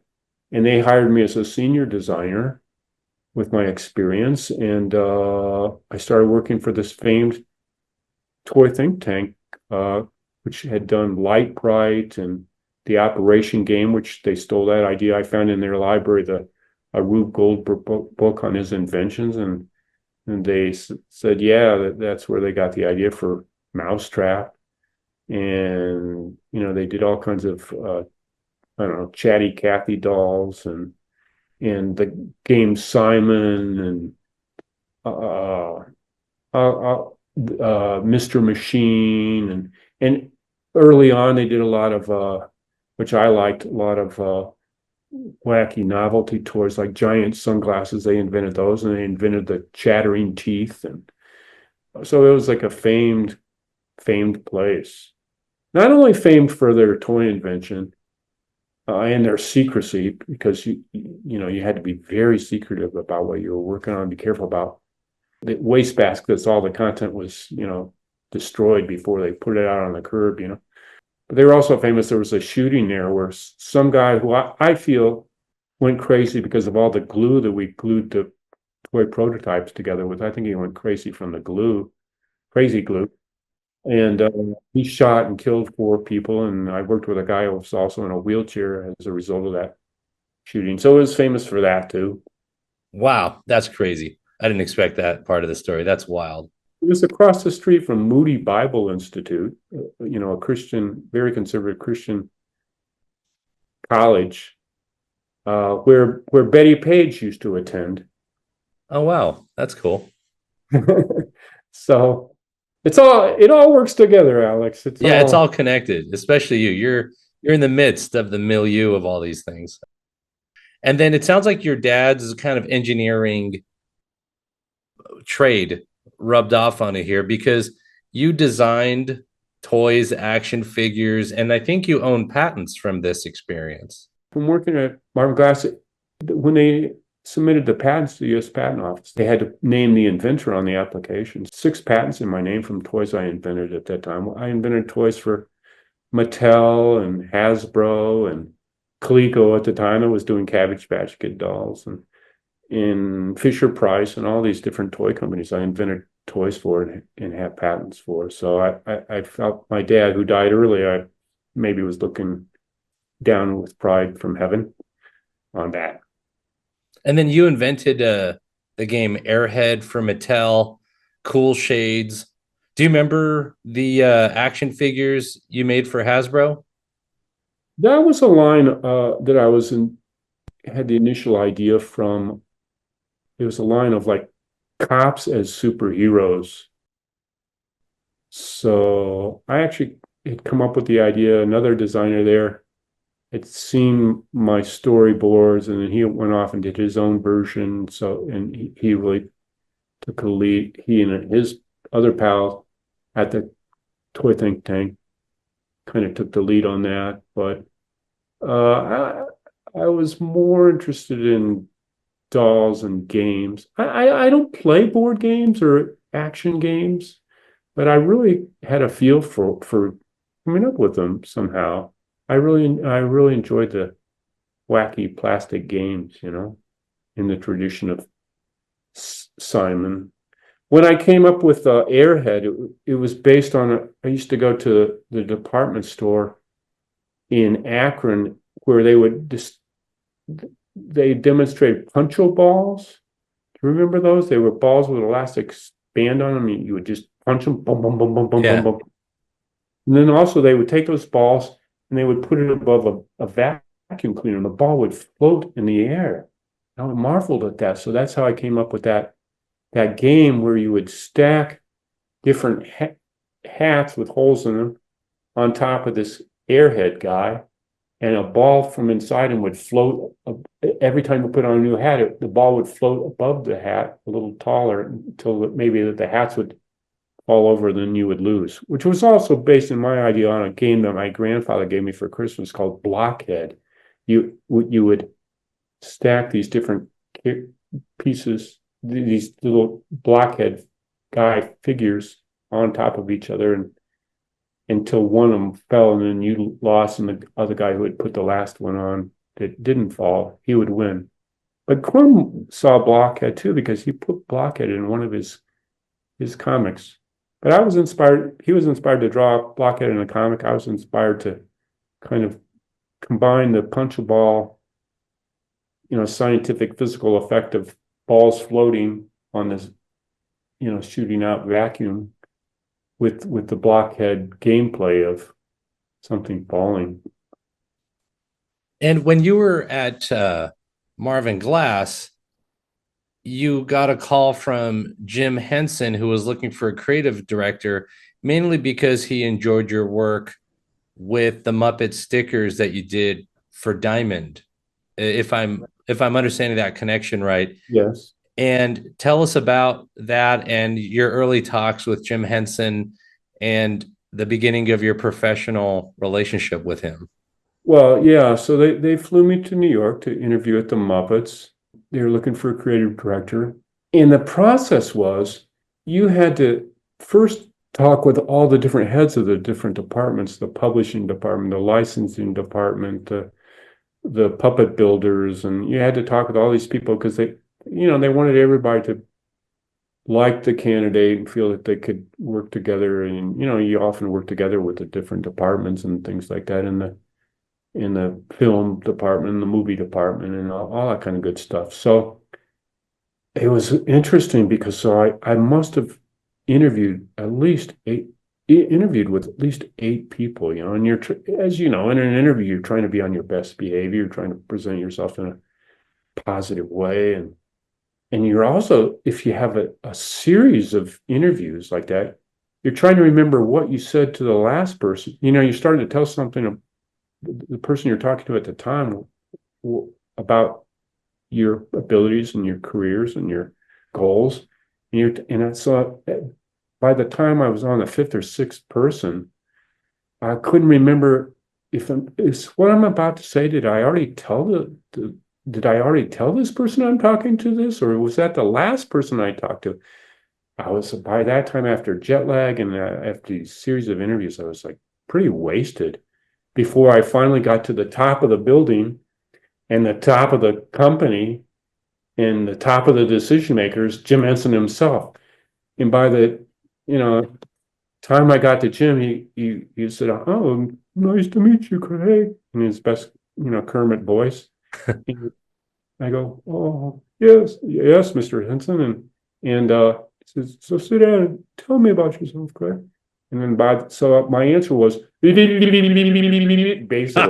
I didn't know what the hell I was saying, but somehow he took a shine to me, and he really liked my creativity. I showed him a lot of the toys I made, which were kind of Muppety. There's this bear I worked on that you put your hand up his rectum and moved his mouth, just like you do with the Muppets. And there was a electronic device in there that you would do this, and he would tell jokes or something like that, sort of like Fozzie Bear. So he really liked that, and he also this, because of my background of doing products and toys and publishing all that stuff. The company in general was kind of interested in me on that side of it, but he was saying, "Hey, are you interested in TV and in movies?" I go, yeah, that sounds like a lot of fun. And I remember even way back after my church broke up, being in my bedroom where we had our little TV and walking by it, and there's this show that came on with puppets, and it was called The Muppets. And I'm thinking, like, this is back in Akron, Ohio, years before. And I remember this to this day, like thinking, like, oh, that would be fun to do. I bet you I could do, work for a company like that. I think I would have fun and not have something to offer, And then I forgot about it, But I always remember that, how there must have been, I'm not a Baptist, but there must be some predestination there. You worked on Muppet licensing. I mean, he was a very wealthy guy, but also very connected to his inner child, his inner sense of creativity, wanting to make the world a better place. Yes. But you worked on a lot of Muppet licensing, some film and TV stuff, coming up with ideas. Tell us about that stuff. Well, yeah, we did a lot of Muppet licensing, and certainly that was a big revenue stream for the company, especially when it was like maybe working on TV or movie productions, this licensing stuff was important for the cash flow. So we did a lot of that stuff. And a story I recall, it's interesting, Alex, is that I remember Pepsi wanted to use the Muppets for their commercials. And he goes, no, I don't think so. I think sodas are bad for kids. It's all sugar.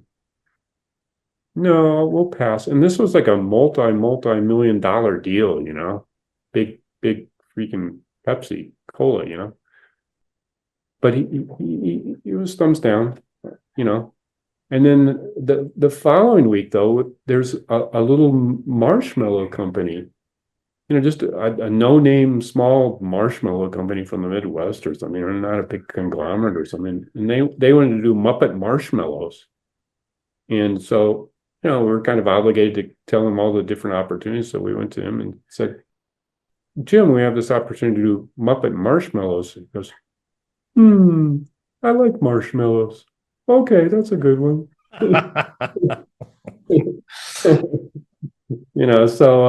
Marshmallows, pure sugar for a couple $1,000, or Pepsi with less sugar.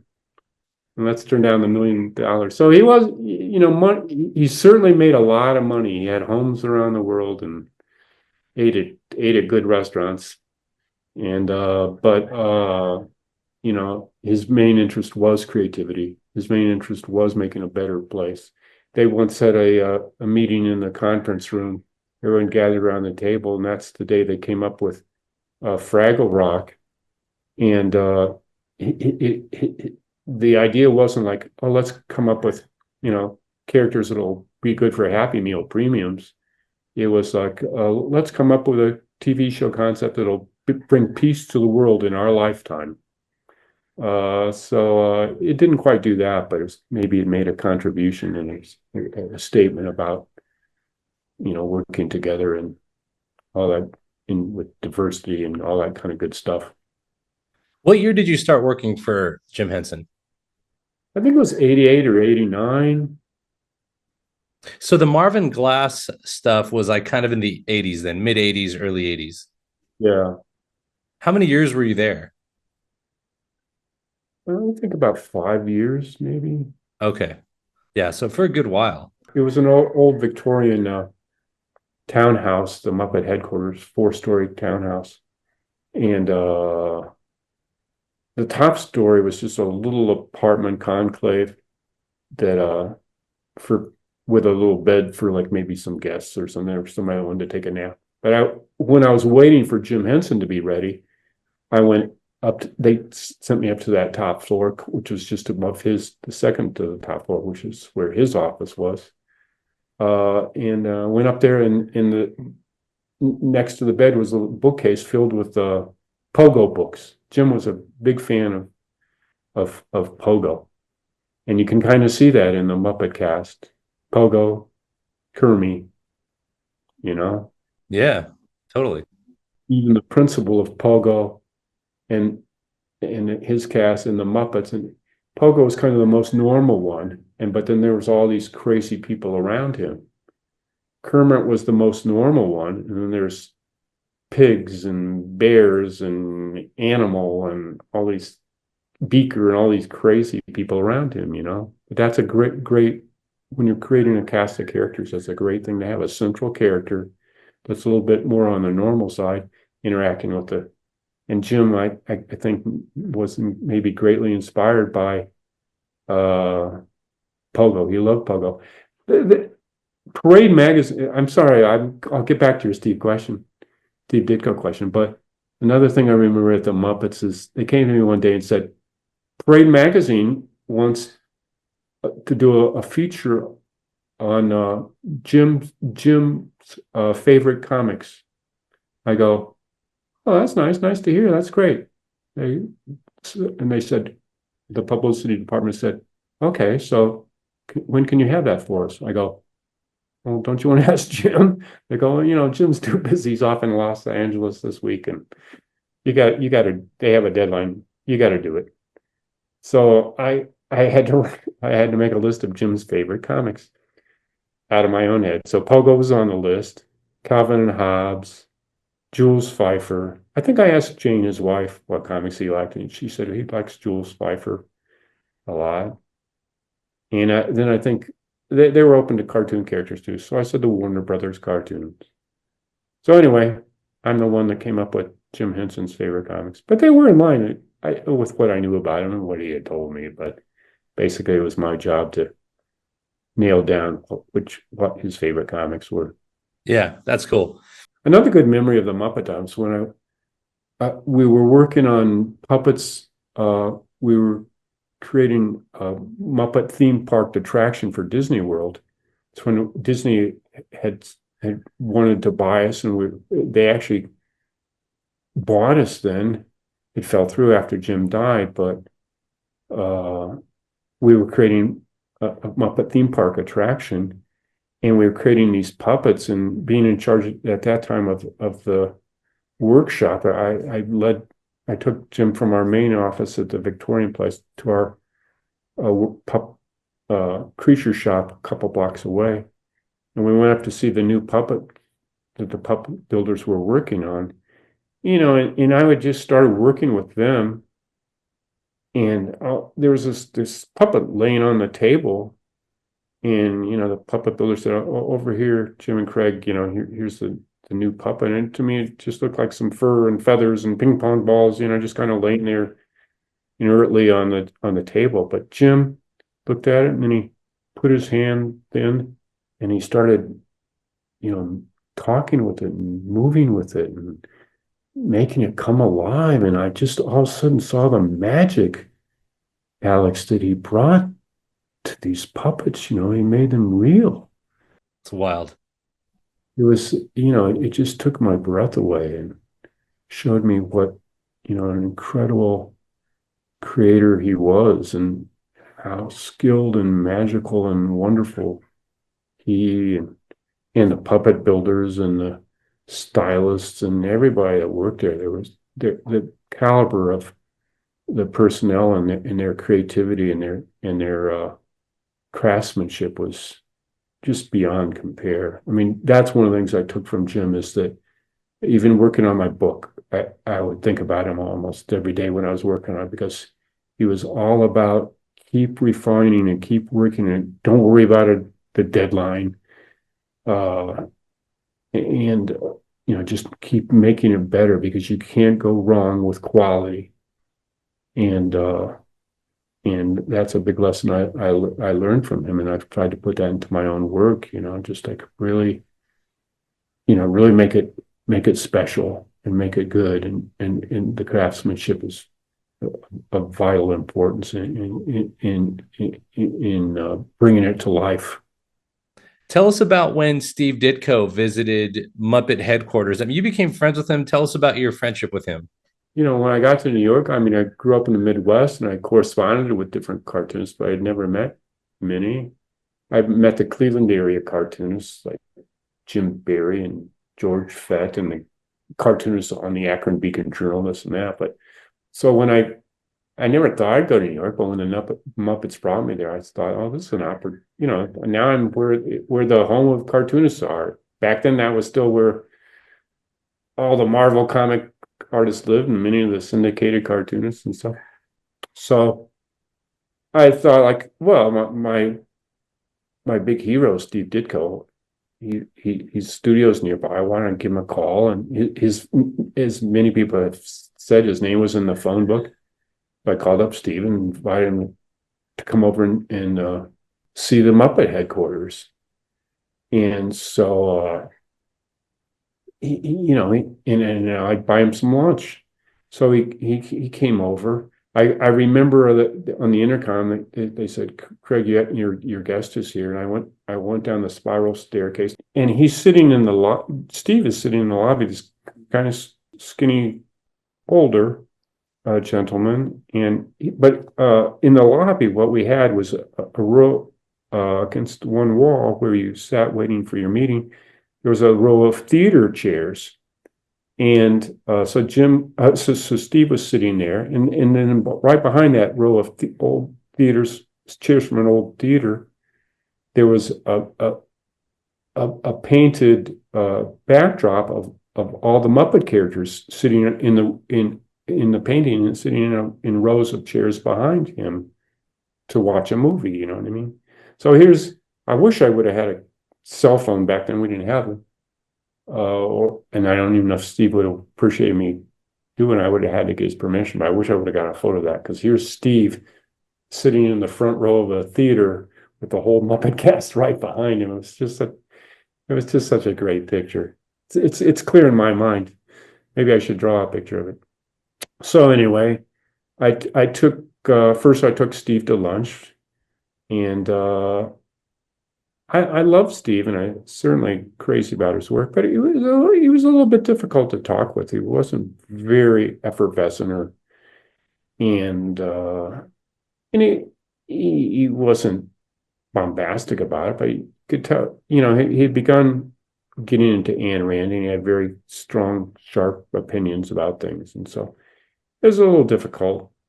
There's the salt and pepper, like, it's either salt or pepper. There's nothing in between. It's black or white. You know what I mean? That's kind of it's kind of how the conversation went.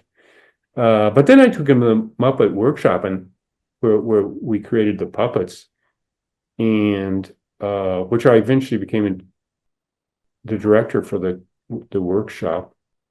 But that's where all the puppets were created in. And you and I talk about our love for his old fantasy stories. This just seemed like one of these fantasy stories, to be in this dark kind of puppet workshop with all these puppet parts hanging from the ceiling and all this. It was very atmospheric. It was very much an old, amazing adult fantasy.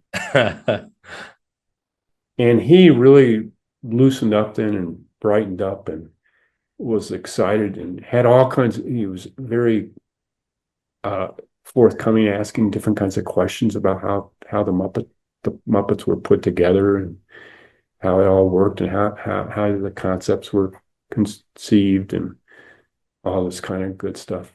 So I took him to lunch, and I took him to the creature shop, and then we went back to my office. My office at that point, after Jim I was a creative director, but then he made me vice president, general manager / creative director of the company. So my office moved from the basement design and art department up to right next to Jim's office. There was 2 offices right next to each other on that floor, and mine was one of them right across from him. So I would see people like Barbara Bush come in, or Stevie Wonder, or whoever, in and out of the doors, sitting in my office, which was interesting because, Barbara Bush might be coming out of the office, and Stevie Wonder might be the next guy, or something like that. But then I would, before Stevie arrived, I'd say, Jim, you have 5 minutes? I want to run an idea past you. So I'd talk to him about some idea I had, and he would listen so intently. That was another thing. He was always so very open and, and respectful, and anxious to hear from people, to, especially if you're talking about some creative concept, and he always had his full attention, even though the bookends of your little meeting was these incredible celebrities, you know what I mean?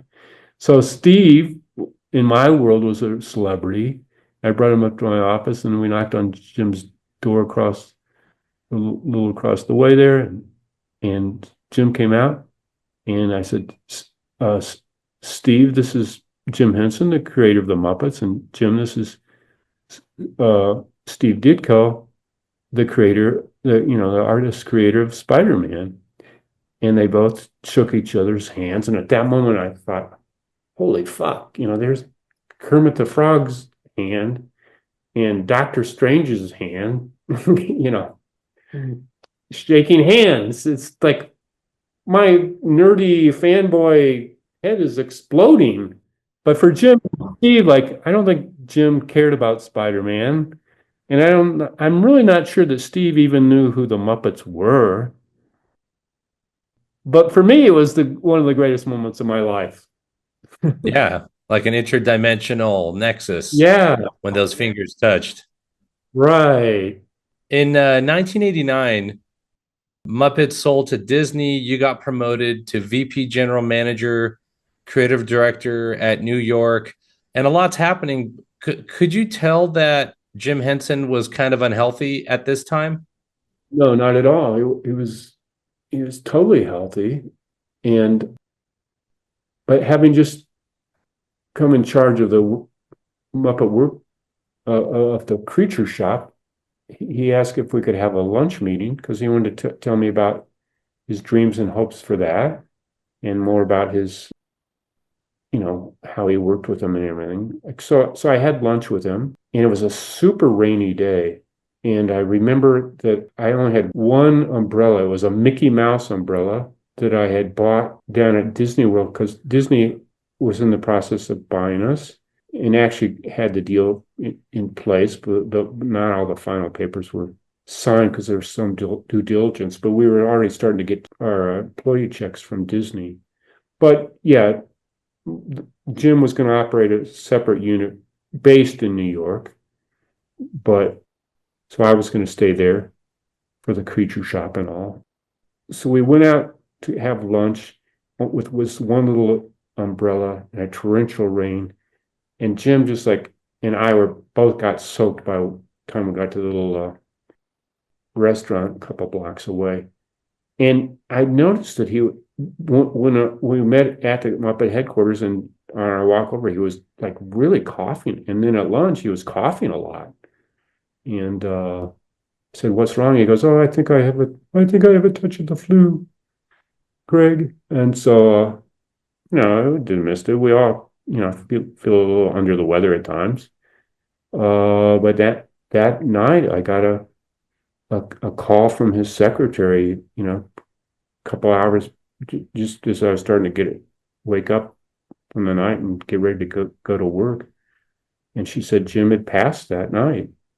And so I was one of the last people to see him alive. And it's during that lunch we had talked, he was starting a new chapter in his life, working with Disney, and not everybody at the Muppets was excited about that, but Jim and me and Bob Beecher, I believe his name was, who put the deal together, we were all really excited about it. We thought it was good, but I think many of the Muppet people didn't see it quite that way. They were used to the Muppets kind of being their own entity without a big corporation that Disney is being part of it. You can see their ambivalence about it. But we talked about our dreams and hopes and future, and it turned out Jim wasn't there for that. He passed on to what I assume is a great reward. In 1990, I think you did some originals concept sketches for the Dinosaurs TV show. Is that right? Yeah, I did the original sketches for them, and another very talented guy eventually did a lot more. Kirk Thatcher is his name, but I did the first concept sketches for that show, including the dinosaur character, teenage boy with his kind of spiky head. He kind of looked kind of punky, and yeah, so I was part of the initial beginnings of the dinosaur show. It was a great show. Tell us about, in 1993, you put together the Art of Mickey Mouse book for Disney. Andy Warhol cover, John Stanley, Charles Schultz, Rick Griffin, Maurice Sendak, a lot of contributors kind of doing this off-kilter versions of Mickey Mouse that did really well. And I think you even mentioned once that it may have changed the licensing world because of the way the higher ups liked the turnout of this book and wanted to do similar things. Yeah. And Jack Kirby was in that book too, though he wasn't the king of comics. I did ask the king, Steve Ditko, if he wanted to do a Mickey, but Jack did a wonderful one. And Jack was excited about it. I think he was, to do something different than just his normal comic book world superhero kind of stuff. He found that very intriguing. I saw him later at San Diego, and he told me how much he loved it. He signed my book for me, but not at his table, because he goes, we got to get off to a secluded place to do, so I can do that for you, Craig. Because if all of a sudden he was signing a book at his table, all of a sudden there'd be a line three aisles long or something, And I asked Steve Ditko to contribute to the art of Mickey Mouse, but he goes, Mickey Mouse, I'm not familiar with that character. So he turned me down on that. But yeah, I got all these luminaries. I used to doodle, when Disney started buying the Muppets, I used to doodle Mickey Mouse during a lot of our meetings with Jim and the rest of the crew.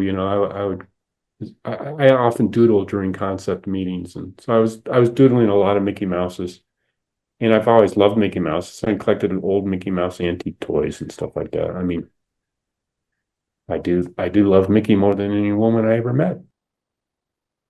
So when Jim died, the company changed direction, and it became much smaller. I moved on, and I thought, like, well, I should do something with Mickey Mouse, because I had all these connections with Disney.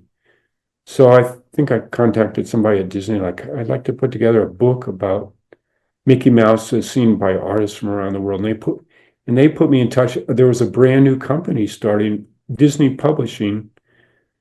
Disney was going to start publishing books, but they weren't going to be Disney books. They weren't going to be Mickey Mouse and Donald Duck and Friends. They were just going to be, great novels and, popular novels and things like that. So they hired a guy from another big publishing company to head up this company. He was the only employee at that time. And I went to visit him, but they said, this is the guy, because we're starting a new company. So go take your idea to him. And it was in New York. I went over there, and he was just like, he had an apartment about the size of a office about the size of an apartment. He still had boxes that he hadn't unpacked. And I told him about my idea, and he said, that's great. We're not really planning on doing Disney type books, but in a way, I don't want to be known for Disney books, because it's supposed to be a general publishing company, but this is too good of an idea not to do. So I put together the art of Mickey Mouse. I got some of those luminaries that you mentioned, artists from around the world, Seymour Schwast and Milton Glaser and Peter Max and all these different people to do their interpretation of Mickey Mouse. And I also got like Michael Jackson. I called up Michael, and they didn't usually put people through, but they put me through to Michael, and he was very excited about it. And he had me follow up with his secretary. So I'd call her a couple of months. How's Michael doing on that drawing of Mickey? And she goes, oh, he hasn't done it yet, but we bought him some, what do you call them? Magic markers. And we bought him a pad of paper, and he takes them wherever he goes. He's working on this new album called Bad, and so he's busy with that. But he's in the limo into the studio. He takes his pad of paper and his, what do you call them, markers? And finally, after a couple of months, I said, "Okay, we're at deadline time now. We got to have this." They go, "Okay, we'll tell Michael."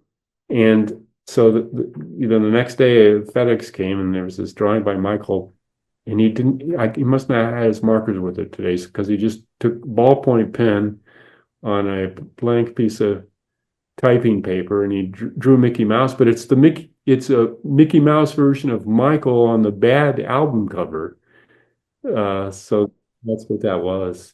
We had to sign a contract saying that we wouldn't promote Michael's involvement in the book over any other of the artists in the book.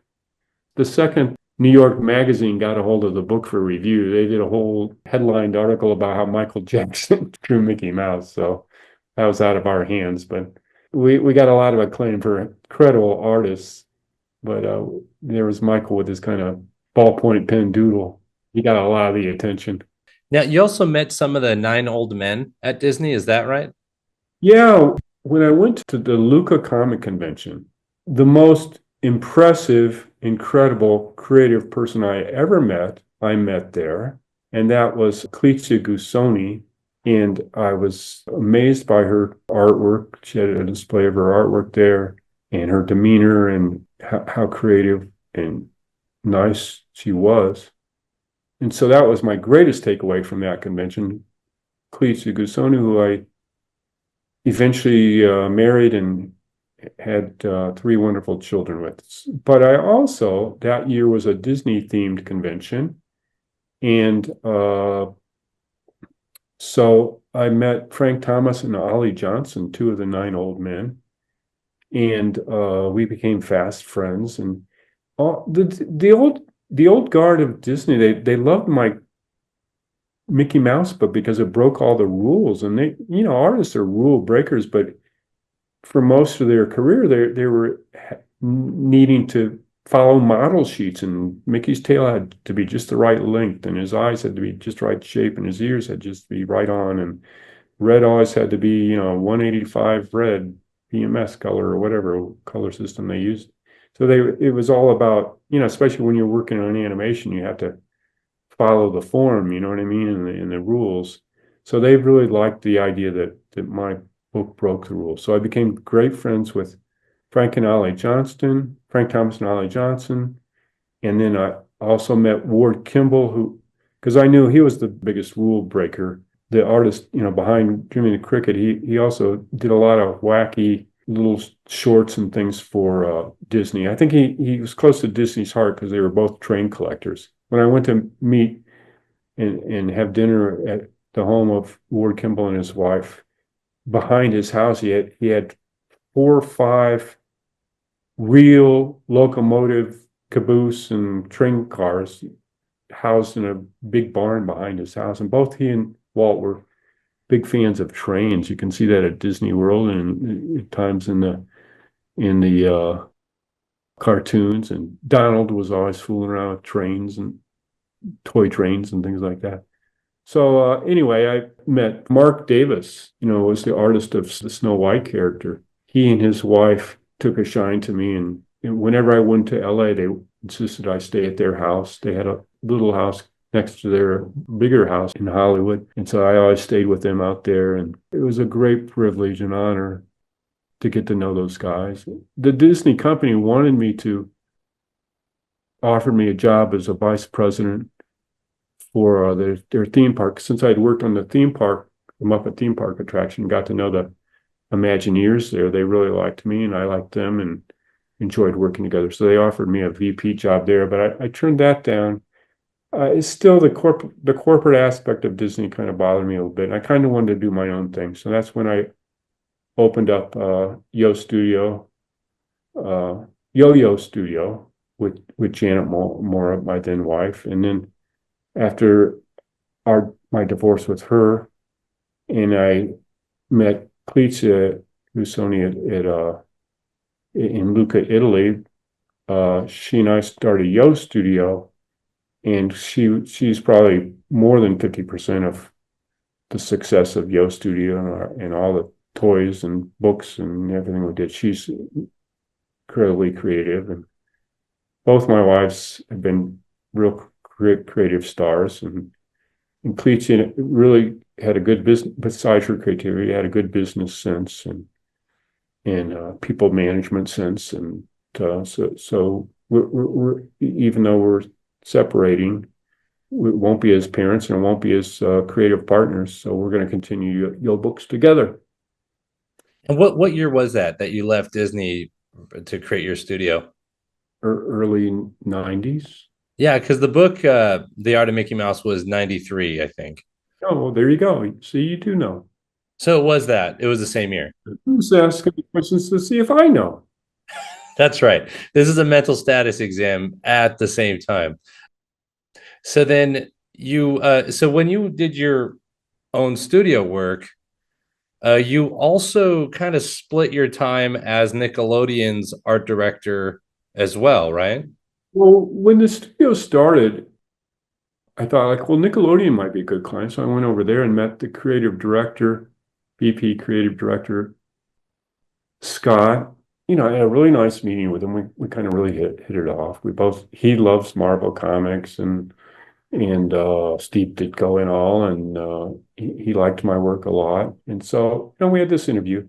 So then I thought, well, I'll send him a follow-up letter. So I sent him this like letters.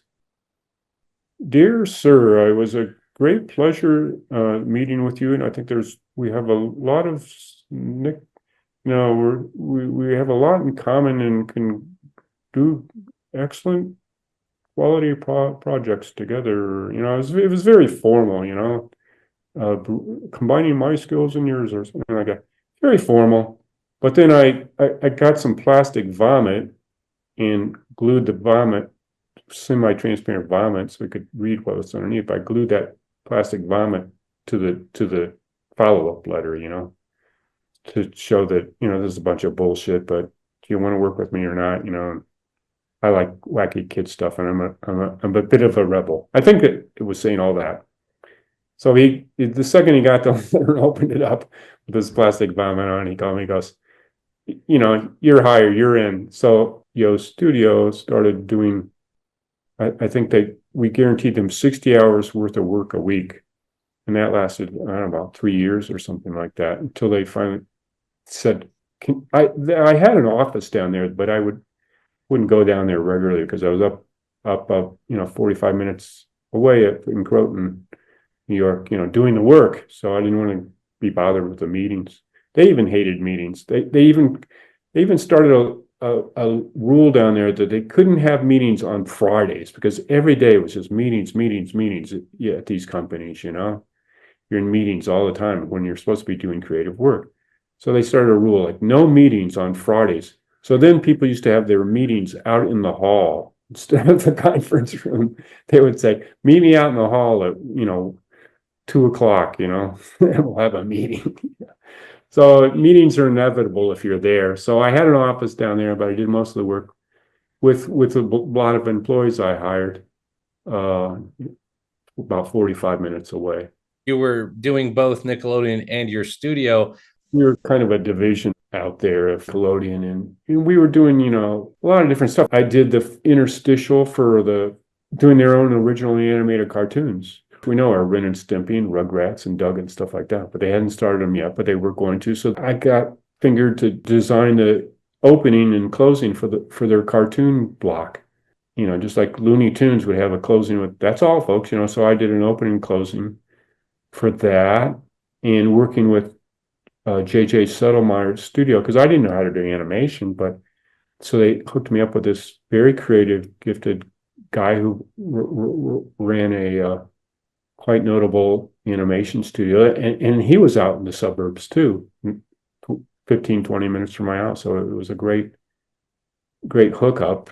So I did the opening and closing for their Nicktoons Hour and designed the logo for that too. Yeah, the Nicktoons logo is really famous. You also brainstormed some things for Nickelodeon magazine. They didn't have a magazine, so they wanted to start a magazine, and so I was.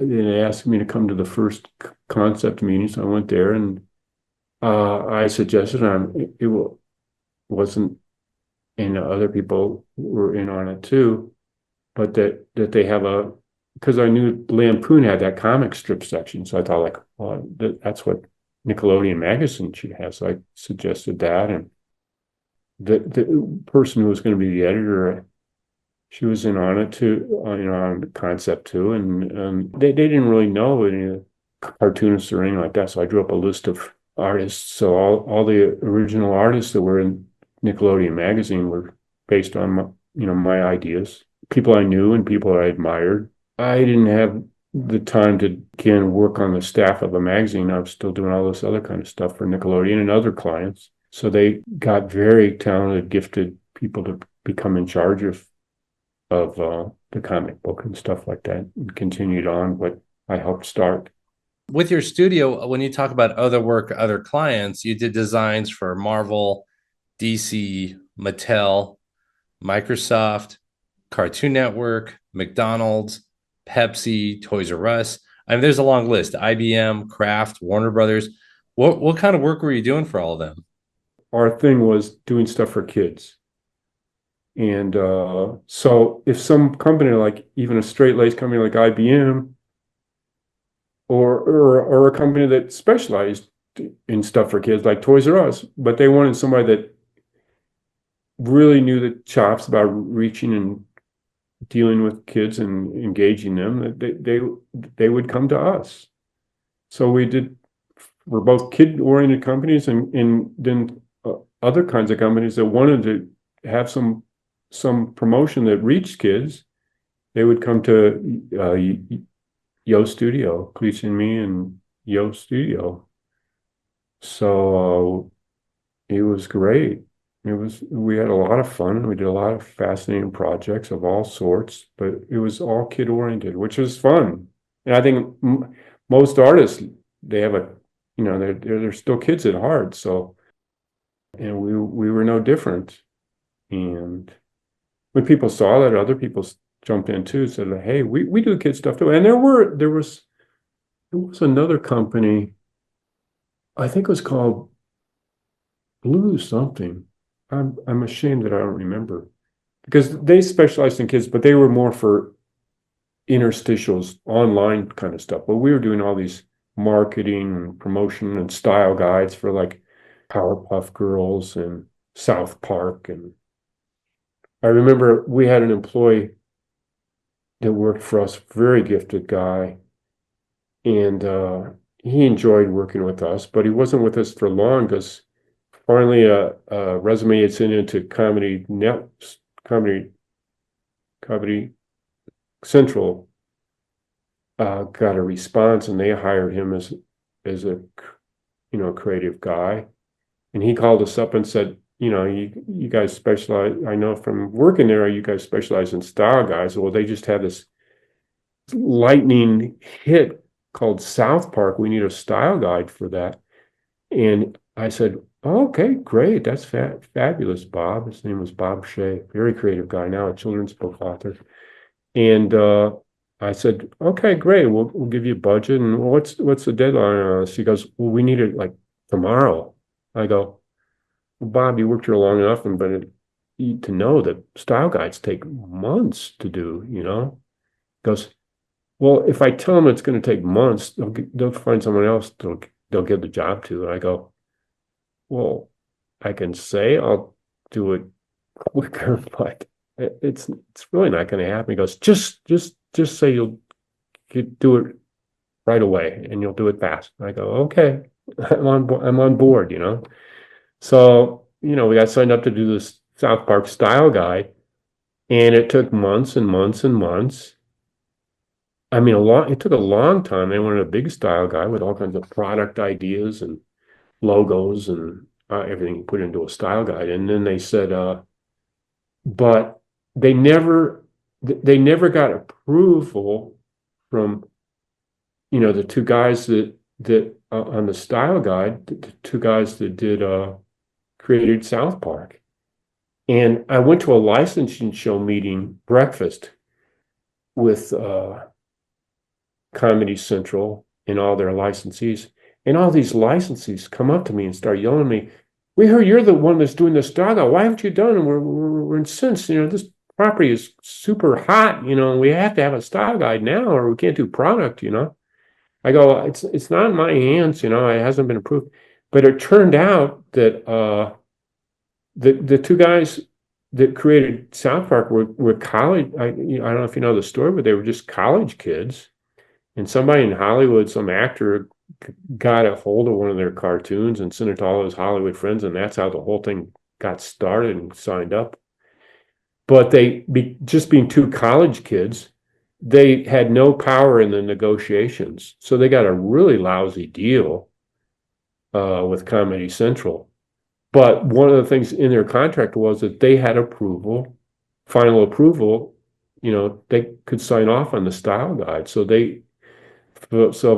from what I learned, they were holding off on signing off on the style guide, trying to use that as leverage to renegotiate their contract. So finally, when the lawyers got their heads together and everybody agreed and they signed the contract, and the style guide was approved like that, but we were getting the blame for not finishing the style guide, but there was follow the money, Yeah. Legal tactics. the real issue was a legal tactic to renegotiate a better deal. So your first art books, that was ARF with Gary Groth. That's dated 2008. How did that come about? And it sounds like a lot of the book stuff starts coming out of this venture. Yeah, I mean, I was running the studio doing all these projects, but my first love was, in fondest memory, was being in the basement, cranking out my comics fanzines on my basement about cartoons and comics, so I thought, like, well, I want to get back to that. So I collect all these weird, obscure comics and super creative comics, and maybe I'll put them together in a book, call it a series called the ARF series. So the first one was Modern ARF. And so I somehow got a hold of Gary Groth's email, sent it off to him, a couple paragraphs about my idea. And he said, sure, let's do it. So then I put together the first ARF book. And in some ways, those ARF, I think there was 3 or 4. Ask Alex Grant how many there were. There were 4. Do you have headphones on and he's speaking into your? Yeah, Alex Grant is right in here. That's right. Yes. Oh, good. All right, so we did the 4 art books, and those kind of reflect most of my interest in comics. It's very eclectic, but super creative and a little rebellious, and has a lot of artsy fartsy kind of things happening. I'm very proud of those books. And then you did the Knights of Horror, Joe Shuster Secret Identity book, a lot of critical acclaim. You researched and brought this story to basically mainstream, and there was, you were interviewed about it, periodicals, newspapers. It's making news as you're bringing to light this Superman fetish material. It sounds like that was really formative in where you were going to go as far as your next phase of your career. Tell us about how all that came about. You say the next part of my career was fetish? Yeah, I mean, publishing the book and the history stuff and all that. Yeah. The story behind that is, I mean, I've always been interested in all kinds of cartoons, and I went to a vintage paperback show, and some guy had a table, and on the back of the table, I had this little cardboard box, and I could see there was this amateurly printed fetish booklets. I was always keeping my eye open for weird stuff, and especially things that maybe cartoonists did outside the normal field, of their comic book or comic strip work. What were they doing when they were moonlighting or for shits and giggles or something? So, like, I looked at it, and the covers had a little bit of a familiarity, and so I said, "Can I see what's in that box?" And he sheepishly pushed it forward, and I started looking through it, and there's these books called Knights of Horror, and I could tell in an instant that the artwork was by Joe Shuster, it was unsigned, but I could tell it was Joe's, not only from the art style, but many of the characters looked like Clark Kent and Lois Lane and Lex Luthor and Jimmy Olsen, yet they were all, tied up half nude or all nude and tied up in bondage gear and stuff. The staff of the Daily Planet and their friends were having fetish parties. So I thought, well, geez, there's a book here. And I think I bought 4 or 5 from that guy. And then I started contacting erotica dealers from around the world, trying to find if there was any more. And it turned out there was 16 altogether. And I got them for $7.50, or at the most, some highfalutin erotica dealer from Paris would have asked equivalent of $75 US or something. But I eventually got them all, and then I told Bill Blackbeard, the great comics historian, and whose collection formed the basis for the wonderful Billy Ireland Museum at Ohio State. I knew Bill from my fanzine days, from when I was a teenager. I told Bill about these booklets, and he said, well, it's a good thing that Dr. Frederick Wortham never heard about what you're telling me about. I went home, shut the studio for the day, and went home, and I thought about it that night, and I thought, like, next day when I went back to the studio where my computer was, I Googled Nights of Horror and Dr. Frederick Wertham. And it came out, I learned about this court case where they had arrested the Brooklyn Thrill Killers, which was 4 Jewish Nazi teenagers who had killed bums and whipped girls and bums in the park of Brooklyn. And I thought, and when they arrested them and they went to court, the judge had Dr. Frederick Wertham interview the leader, Jack Kozloff, in his jail cell, this teenager behind bars, to see whether he was mentally ill or he could be, tried.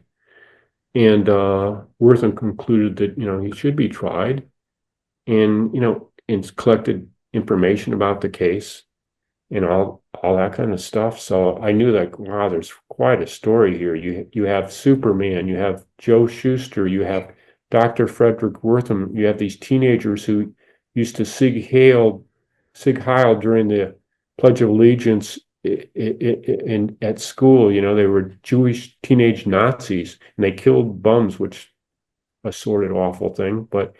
And that story was huge throughout New York and across the country. It was in Look magazine and Life magazine and on the airwaves and all the New York papers, including New York Times, were covering this story. It was the buzz of the country, these Brooklyn Thrill Killers, So it was quite a story in the 50s, and I thought it would make a quite story for our contemporary times. And the artwork was beautiful.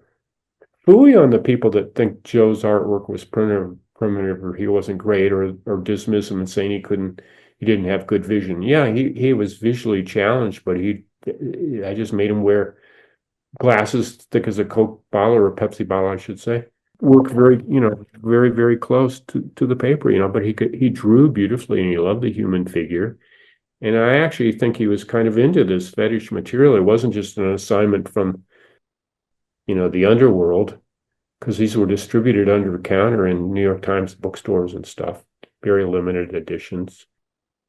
And the publisher was by the way, he was a Jewish pornographer who was a mafia kind of type wannabe. He went to jail for publishing these booklets. Police seized his stash of the books, and the case went all the way to the Supreme Court. And the Supreme Court voted against the rights to publish these booklets. There goes freedom of the press out the window. And that law is still on the books. It's greatly ignored these days, but it's actually still on the books. If they wanted to use that law to enforce anti-pornography material, they could. So this book was quite successful. I mean, we got the attention. It was Comic Art Abrams' first book. I was interviewed on the Terry Gross show on NPR for an hour, and it was in Time magazine and Newsweek, and it was in Playboy. It was in newspapers and magazines in Holland and Australia and in the Orient, and people loved the story, of Superman's artist drawing fetish material and all the crazy background about it. It's been optioned as a movie, so I'm waiting on that. Greg Goldstein at IDW saw some of your work and hired you to bring your imprint to IDW. Is that essentially how Yoe Books starts? Absolutely, that's it. Alex Grand would know. I think he's got it down perfect. But how'd those conversations start, and how was working with IDW? Well, Greg Goldstein, I knew him from the licensing industry. So we every couple of months at a licensing show party, or at the a licensing industry get together. We exchange business cards and have drinks and nibbles and stuff. Or I'd see him at the licensing show where we had a booth every year, advertising Yoe Studio. I knew Greg from that, and he saw the acclaim and what he thought was the quality of this book, and so he called me up and said, "Why don't he had just been recently hired at IDW, and he said, why don't you do a line of Yoe Books? Because I know you've got a big collection, and ability to put these books together, and why don't you do a line of books for us? So that's when that started, and I'm grateful to him for that. And I became a great admirer of Ted Adams and Robbie, who started the IDW imprint with a couple other guys. And I'm still working with Ted and Robbie to this day. My Man and Woman book was published by their company. So I'm great friends with them and value that friendship and that working relationship. So Greg got that started, and we did over I think 100 books with IDW of different sorts, collections of horror comics or Dan DeCarlo funny comic books, or a collection of kids comics. And There's a lot of those great comic reprints with historical background, context, huge resource for a lot of people, including myself, because I've read through a lot of those when I was researching even my book too. Mhm. And then you got Eisner's for Walt Kelly's fairy tales, Invisible Men by Ken Quattro. You've put together a crazy eclectic historical. It's an extension of when you were a kid looking through the thrift stores and seeing all these different elements of comics, all these different branches. And it sounds like you've managed to bring different branches of your interests out to the public. Yes, you are right, sir. I moonlight as a Craig Yoe biographer. I don't know if you know that. Great. How's the pay? It doesn't pay anything, but that's okay. I do it for the love of the game. Uh, And but you've worked with other publishers too, right? Like you said, Clover Press, Dark Horse, Simon and Schuster, Abrams, Fantagraphics. So this Yoe Books imprint, it means a lot to a lot of people, and you're showing people material that very likely they would never have seen. Does that come with a feeling of pride? Is there kind of like this high that comes with it and you want more? Is there a zen feeling with it? How does it feel having achieved this kind of comic history celestial status? It's lonely at the top. Uh, well, I love books, I mean, I love the smell of them. I love the feel of them, and I love comics. So doing books about, I love comics history. So doing these books about comics history, we've also done a number of contemporary graphic novels, which I'm very interested in doing more of, and very proud of the ones we've done. And some of the books have a social conscious component to them, and some of them are just wacky fun, and I enjoy the people I work with, working with Cleetsia and alongside her, and I love it. It's greatly gratifying. And by the way, you mentioned Dark Horse. We're no longer doing our line of a line of books for IDW. I mean, I'd be happy to think about maybe that if something like along that lines would happen. But really, we're in bed in a big way with Mike Richardson and Dark Horse, and our great editor there, Philip Simon, and we really enjoy that. And the publicity team is fabulous. So we're really in bed in a big way with Dark Horse. We've had a handful of books come out, and we've got a lot more in the works. And we just had one collecting the wacky space Western comics, this obscure title from the 1950s that low rent publisher Charlton put out. And it's also got a Frazetta Williamson Crinkle story in there too, along with that small genre of cowboys and aliens and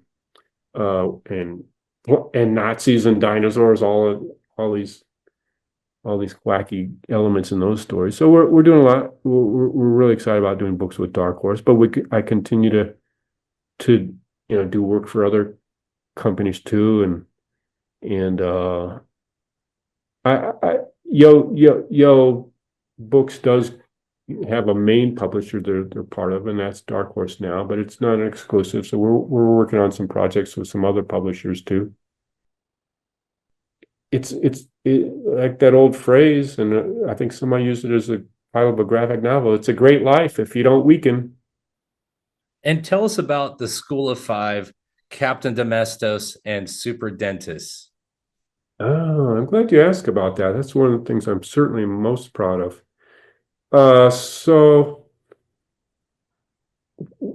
during the earlier days of Yoe Studio, I was asked in being known as an expert, thought of as an expert anyway, of reaching kids through different media and promotions and things. I used to speak all over the world on how to reach kids. So I was asked to chair a conference in Singapore on kids marketing. I was thrilled to do, and I was giving my big talk at the end of the keynote speech about that. And a woman sneaked in the back door of the small auditorium and listened to my talk, and it turned out she's an incredible person. Miriam is, and she listened to my talk, and she worked for Unilever, and primarily her work was related to hand washing, because millions of kids every year, 5 million, I think that is the number I recall, die from diseases related to lack of washing your hands good. They get diarrhea and waste away. So many, well-known brands is Lifebuoy soap. So Lifebuoy wanted to sponsor a promotion to kids to educate them about the importance of hand washing and potentially saving millions of lives a year. So Miriam heard my talk and said, "You're an expert on reaching kids, so I'd like to work on a program with you, and we'll start it in South Africa and then continue it from there." So we worked actually on ideas for I think almost 2 years or something, and nothing quite hit, or logistically wouldn't work out, or because it's their program was quite ambitious to reach millions of kids in a number of different countries was quite the undertaking, and it had a lot of logistical aspects to it, and you had to have just the right approach. So at the time we were doing big boy comics, and that's something Alex Graham maybe doesn't know about because he didn't ask me about it. So he knows so much, but he doesn't know everything, I guess. That's true. You're right. So we were doing that giveaway. So I thought, well, why don't we run the idea across to Miriam and Unilever about doing a giveaway comic book? And she really liked the idea. So we created a comic book and these characters called the School of Five. And they're kind of based on the X-Men because they have a school. Also, there's a little bit of Huey, Dewey, and Louie in there because the head of the school, a woman of color named Sparkle, main teacher of the school. And then there's the 3 kids. Instead of Huey, Dewey, and Louie, I named them, because of my love for comics, I named them Biff, Bam, and Pow. And when I say all this was together with Cleetsy, and also a writer and an artist who we worked with before, a writer and an artist we worked with and loved with on Big Boy. Craig Boldman helped us on the writing, and Luke McDonnell, who did a lot of work like on Iron Man for Marvel and stuff. He was our staff artist at Yoe Studio, so he worked with us on the artwork. Well, these comic books are in 25 countries and in 22 languages, and there's millions and millions and millions of copies. I don't know how you do the counting or adding up, but I think it might be the largest circulated comic book in the world. They think it's saving like 5,000 lives a year or something, these comic books, and it got all kinds of nice awards. And then we went on to do other comic books for Unilever and other companies. We did one called Captain Domestos, I think you mentioned. He was because there's a big problem in these third world countries that the school bathrooms are a horrible mess. And in many countries, girls drop out of school when they become adolescents and get their period because they don't want to deal with the bathroom. So it's fascinating to think about some of these health things or cultural things that actually affect, learning, and education. You don't put two and two together.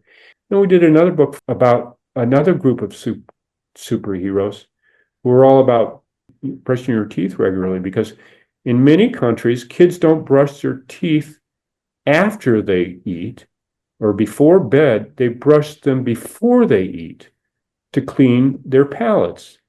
But it's not good but then after dinner, the food is still on their teeth and starts decaying the teeth. Or when they sleep at night, they hadn't brushed their teeth before, so it starts decaying the teeth.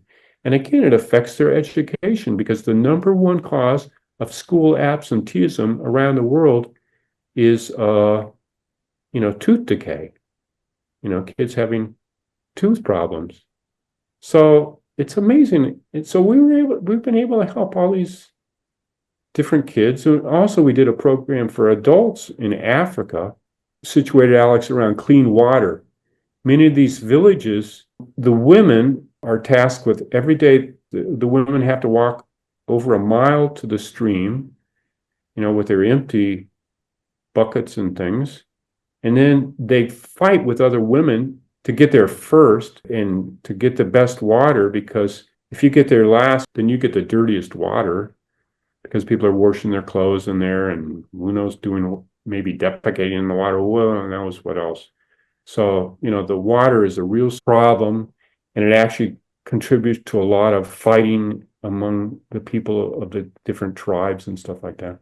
So we created this whole program to set up water stations with bottled water, and then the women could actually become the managers and owners of these water stations. So it gave women these jobs. It created clean water for the people in these areas. And the biggest takeaway was that the women said it's brought peace to the villages, because then now they no longer fight over the water. So this is what our work played a part in these life-changing, sometimes life-saving things. So that's a pretty feel-good thing. Yeah, it is. You're touching the world, making a better place, improving both third world and first world dilemmas and problems, cultural problems, pop cultural problems. It's incredible. And, people can find out the inner workings in this atlas to Craig Yoe, available from Clover Press. I loved it. My green screen loves it too, turns out. And but I really enjoyed reading this. It was interesting because my son's watching cartoons on the screen, and I'm sitting next to him reading this, and I'm kind of pushing the page a little. I don't want to see some of the pages that are in here, but I loved it, and I love that I could kind of combine a cartoon sense with this very detailed, intimate, the id just sprayed out onto paper. I really enjoyed this, and also learning about you and learning about your incredible life. Obviously, there's more to come, but I really enjoyed piecing together the puzzle, the enigma of what I was able to track down on Craig Yoe, and I really had fun. I really have a lot of fun talking to you in general. I really appreciate our relationship and the chats that we've had. Well, Alex, you might have to cut this out because it might besmirch your journalistic integrity. But just talking to you to prepare for this interview, I feel like you and I become good friends, and so again, that might not speak to your journalistic impartiality, but no, I like it. I'm keeping that in. I love that. I appreciate your time today, and it's weird to talk about yourself because some ways I don't feel it speaks too much to any humility I might have. But I did enjoy sharing with you today whole bunches. I hope your viewers maybe found it interesting too, even to the end, because YouTube gives you better coverage if people go all the way to the end, right? So we're at the end. So you people that are still there, you you helped us, and I do hope you'll buy my book. It's I opened up my wrists and poured out blood/India ink onto these pages, and I hope you'll find some hope and humor in amidst all the angst and wacky psychedelic bizarre artwork too.